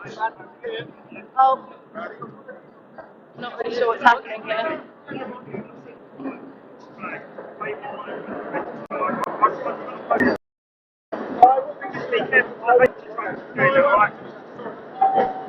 Okay. Gosh, that was not great, was it? It looks like it's... I was just waving a flag, but I understand, you know, I'm not interested in antagonising them. No, absolutely not. I think it's really important, because I've also, you know, something I've thought about recently, you know, if we're antagonising the police, then sometimes they will actually, you know, lash out at people, you know, amongst us more viciously and, you know, out of, you know, perhaps, you know, anger. And so I think it's really, you know, that's what I think is good about XR, is that we're really carefully managing how we're dealing with the police, de-escalating, trying to calm things down so things are controlled. But as we see, sometimes the police aren't always like that, and you know, sometimes you know, we have to be very, very careful that we don't get drawn into something. So yeah, I mean, they have a lot to be accountable for, the police, but they're just humans at the end of the day, and that's not who this fight is necessarily directly with. Oh, absolutely. I think, you know, one of the great things about Extinction Rebellion, you know, as our discipline, so many people here understand the way we've got to be, the way that's, you know, will be effective, the way that things will work best for us, and the people who are bravely, you know, putting themselves into a position of high risk of arrest there. And so I think once we're learning about that, we sort of think to ourselves, actually, we've got to work thinking together cleverly and supporting each other to behave in a way that's productive towards our goals. Absolutely, and that's the only thing that has or ever will make big change, I think. Well, yeah, and I say that to loads of people out here today, they're like, oh, well, I agree with your cause, but not the way you do it. And I'm like, first of all, I say, well, if you've got any good ideas, send them on a postcard and we'll have a think about them. And secondly, I say, look, these methods have worked in the past, for so many different movements. We're building on them, we're pushing them, but we have to be non-violent because that's the way that we are more successful or have the greatest potential. I say I can't guarantee that we'll be successful, but I may as well try, and that's why I learn as an athlete. You definitely know you're not going to be winning if you don't get in and get training, and this is exactly that. You just sit in the armchair, we ain't going anywhere, and we've got to get out there, we've got to get involved. We've got to practice, we've got to learn, we've got to get trained, we've got to bring together our teams, our community, and then we've got to get out and we've got to take peaceful direct action. Simple as that. You know what, that's a great bit to end on, I think. Thanks so much, Etienne. If you need motivation, then why not take it from an Olympian? I feel like that's a pretty motivating speech if there ever was any. Thank you so much. Thank you. We're just going to wrap up now. Thank you. You can see if you're not sure what that stick was that he was waving around, it has a big XR flag at the top of it. Now, I believe we're wrapping up now, but if you are in the area, if you are in London, please, please, please come and join the rebellion. We are right now outside Mansion House Station. Today's rebellion that you're seeing right now is the City of London, built on blood money. That's what we're trying to get attention on today, demanding the climate and racism that is happening right now. So, if you're joining us, please come down to where we are in London. If you come down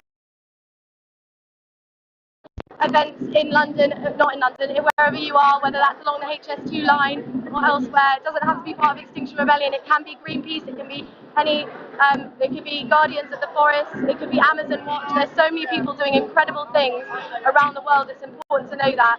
If you're at home and you can't leave your house, that's absolutely fine. Absolutely clear that there is a space for that, but there's remote rebels. Have a look online for that, and there's a lot that you can do. As I said, we're now going to leave you from here in London. This is a movement for everyone. The climate crisis does not be selective.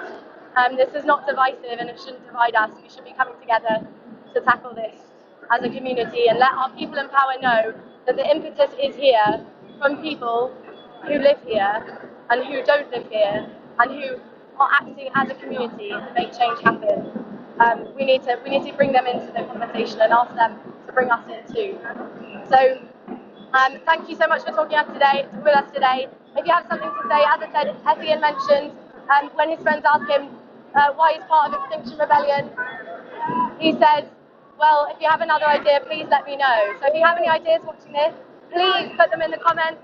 Let us know if you have any ideas that you think will make a big difference. Is there anything that we're missing? Is there anything that you're involved in that really gives you hope, that you think is really making a change? That would be amazing to be able to share with everyone. But for now, that's it from me. I'm Alice. I'm here in London, outside Mansion House, with brave rebels up on the structures behind us, about to be arrested and taken down. But right now, they're holding strong. So if you want to see what's happening, please keep a look on online or come here in person and enjoy the rebellion. Thank you.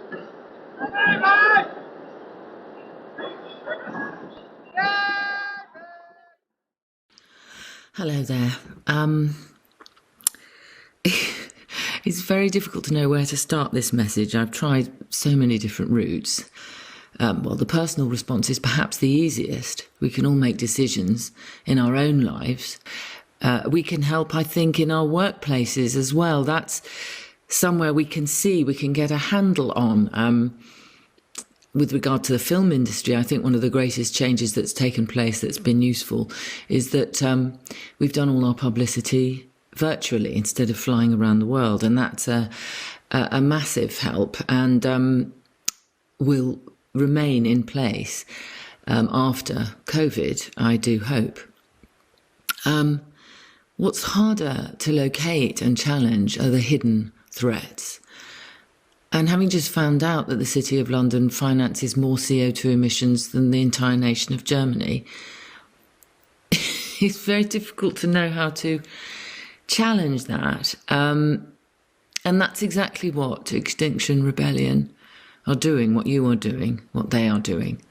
And that's why this movement is so essential and so courageous. I do want to emphasise the fact that the rebels in this movement aren't drop-out, anarchistic outsiders. They're rebels, if you like, who have the greatest cause in human history, nothing less than the survival of the planet. And so I offer them my support and my respect, my deep respect.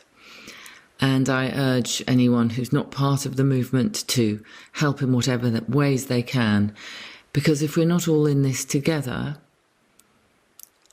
we're not going to win this battle. So this message comes confusedly and with great love from me. Good luck, and may all your gods go with you.